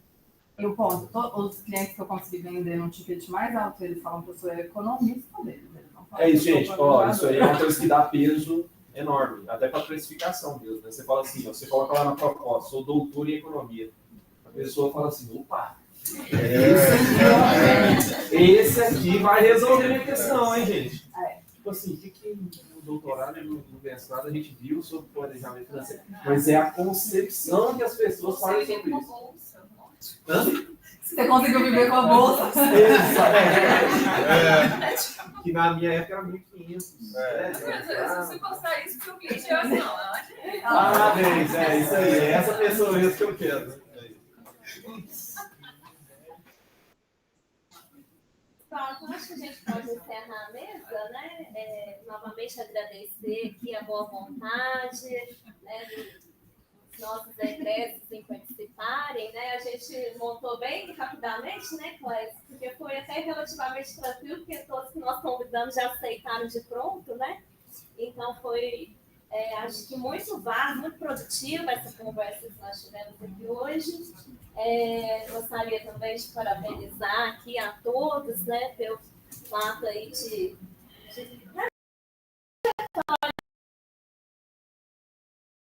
mais uma vez assim, eu fico contente porque tem um dedinho ali, né, meu, mesmo que seja pequenininho ali, né, e de não só meu, mas também de todos os outros professores aqui também do programa, né, da graduação. Então é um momento assim de satisfação da gente ver também um pouco do retorno do nosso trabalho, né. Então, agradeço também ao público que ficou aí até o final. Eu não sei se está sendo obrigatória a atividade, né? mas acho que... é só no final. Exatamente. Mas agradeço aí a todos a participação. Né? Acho que foi uma participação boa, né? Dessa vez a gente teve uma adesão bem grande ao encontro. Então, agradeço a todos e eu declaro encerrado aqui a mesa.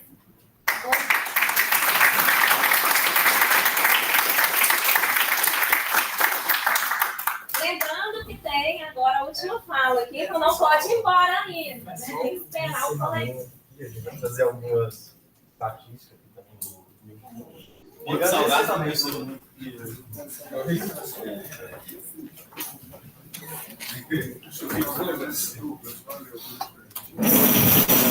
Foi ótimo. Obrigado. Uma honra. Você pensa assim na exclusão?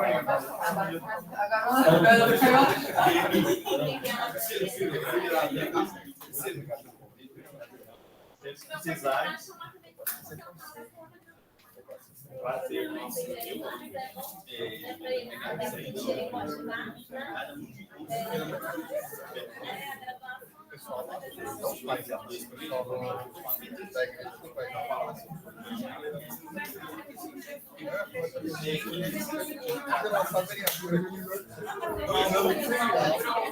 Você vai ter que passar para mim. Patrimônio exponencial, 300 milhões de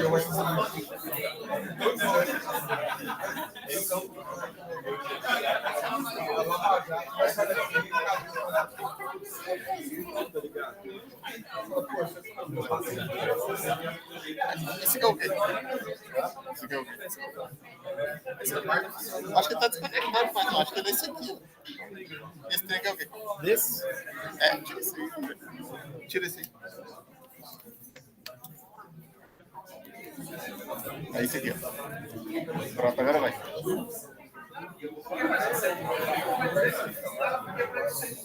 Agora vai, tentei. Passa. Esse? O safado é esse, mas depois passa mais um pau. É esse aqui.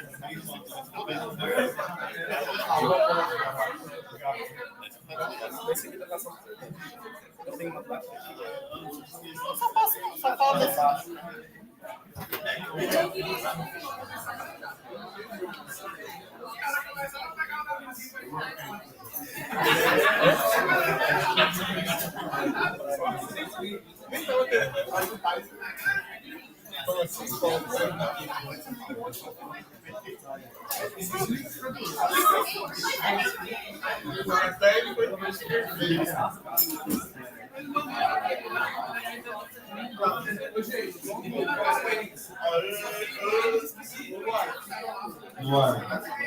Do ar condicionado.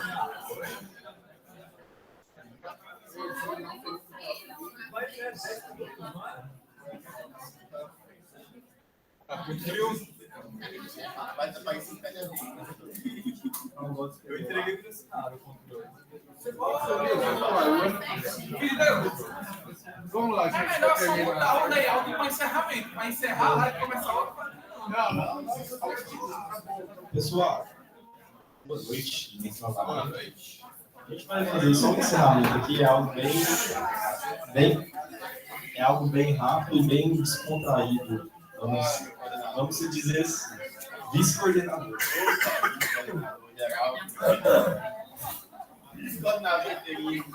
Coordenador de equipe, será? Sem pressão, Kaique, mas a câmera está 3 para lá para sua cara. Vai daí. Muito obrigado. Depois eu vou compartilhar. É verdade, né? A gente não tem valor, né? R$2 que não tocaram. Tá, trouxe até a minha cópiazinha aqui. Primeiramente, é uma satisfação muito grande estar encerrando aqui o nosso encontro. E eu digo assim, satisfação, porque eu acho que o nosso encontro foi um sucesso, tá? Eu sou muito grato por ter participado tanto da organização nessas últimas semanas, quanto de ter a oportunidade de ter assistido as palestras aqui. Eu acho que eu aprendi demais. Para mim foi muito válido todas as palestras, todas as mesas que eu assisti aqui. E eu gostaria também de agradecer a confiança de todos os docentes aqui, tanto do mestrado quanto do doutorado, em mim e na Sinara, né? Querendo ou não, vocês deram essa confiança para a gente coordenar, e entre trancos e barrancos a gente acredito que a gente conseguiu fazer um encontro muito bom, né, sabe? Então, primeiramente, eu queria agradecer a todos os participantes que vieram aqui, aqueles que ajudaram também aí durante o nosso encontro. Eu queria agradecer a coordenação do IEL, aqui da UF, também, do PPGE, principalmente o Sayane e a Camila. Vocês foram essenciais em tudo que a gente fez. Sem vocês, a gente não conseguiria ter tocado praticamente nada. Agradeço também o colegiado do PPGE. Agradeço também os professores que contribuíram para o Coffee Break, né? Se não fosse os professores, a gente não teria o coffee break. Inclusive, o Lucas me passou aqui até estatísticas do coffee break, tá? Inclusive, os alunos também doaram, né? O Vitor pediu lá, eu não pedi porque a última vez que eu pedi quase me bati. Inclusive a beleza, papai. Você foi esperto, né? Você tava lá em Uberaba, né? Mas olha só, o Lucas me trouxe aqui, foram 12 litros de refrigerante. Sobrou um litro de Pepsi. 4 litros de suco, 2 garrafas de café. Falaram que o fazedor de café foi muito bom também. Tivemos 300 coxinhas, 80 croquetes de calabresa, 200 bolas de queijo. Essas aí 50 teu. Essas aí 50 não foi do pai. 80 bolinhas de presunto, 80 risoles e 160 quites. Eu agradeço também aos professores que aceitaram ser debatedores, tá, Michele? Agradeço você em nome de todos. Os que participaram do Brown Bag também, que foi muitos. E aqueles que aceitaram também ser palestrantes. Os mediadores e os apoiadores aqui também, né? Sejam os mestrantes e os doutorandos. E agora eu vou entrar um pouquinho nos números que a gente teve nesse ano. Questão de número de inscritos, a gente teve 104 inscrições esse ano no nosso evento. Só uma comparação com o ano passado a gente teve 55. Então, assim, foi um crescimento assim, substancial, praticamente quase dobramos. E podemos colocar uma meta até de 150 para o ano que vem, né? Então, Questão de trabalhos, foram submetidos 32 trabalhos e aprovados 27. O interessante é que desses trabalhos que foram submetidos, 40% foi da graduação, 31% do doutorado e 22% do mestrado. Sobre as temáticas, 60% se concentrou em macro, finanças e economia monetária, foi a maior participação. Tanto que tivemos, salvo engano, 5 mesas de macro. 22% foi sobre política, desenvolvimento e economia social e 12%, né, na minha área, agricultura, sustentabilidade e meio ambiente.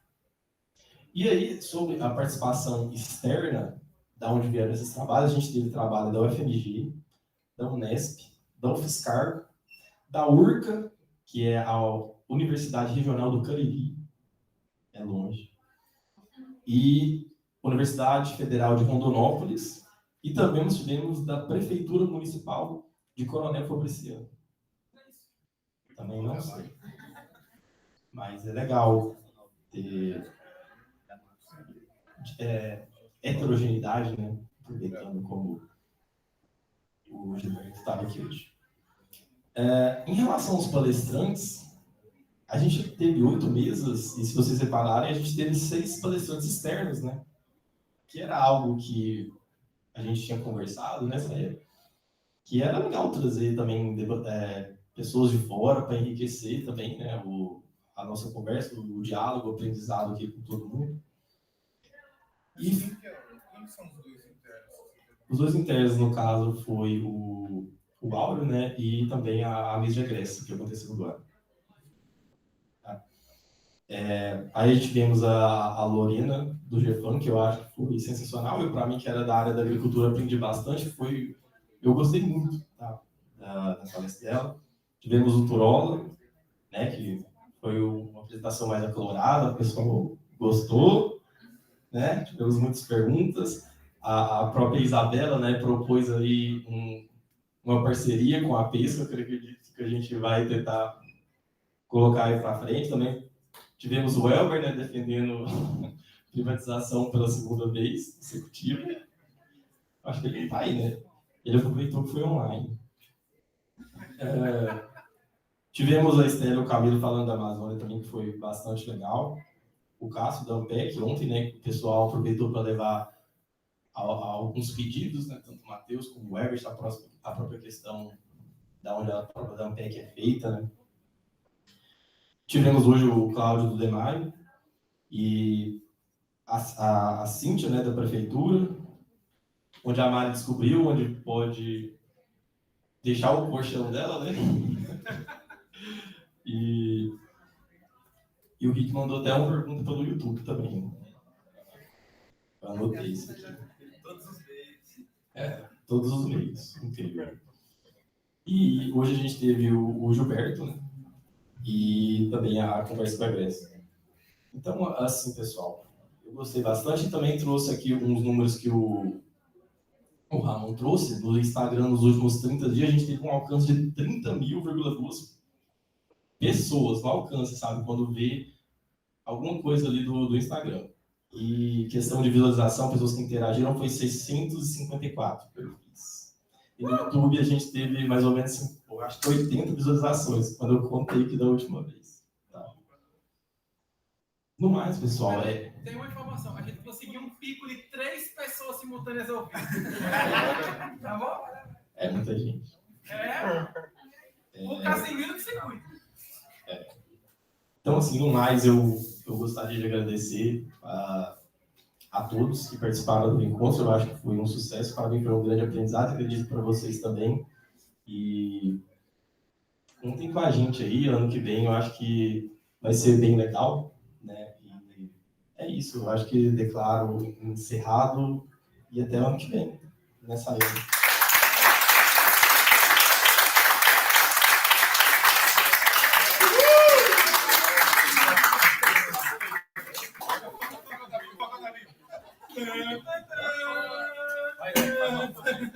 Já tem data, hein? Esse nome aí é o que, Kaique? Ué, porque isso aí é outro evento? Peraí, vai todo mundo lá que vai tirar da câmera de foto, que ele pega assim, dá pra pegar todo mundo. Você quer que chame todo mundo pra cá? Isso, aí na Todo mundo pra cá, pessoal. Tem que explicar o nome, Kaique. Os bastidores são um pouco do camarão. Eita, mano. Sai, mano. Esse evento cansou demais. Ele tá falando coisa convidada. Mas eu não fiquei tentando falar que não.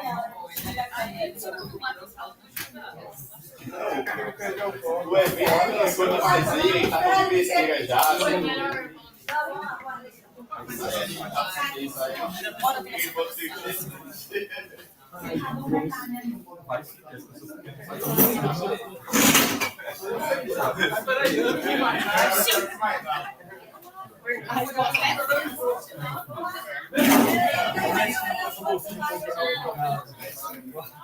Já vai escolher umas palavras.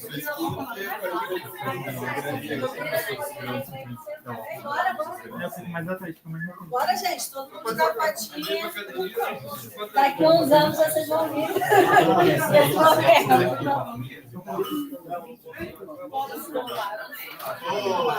Mercadológico.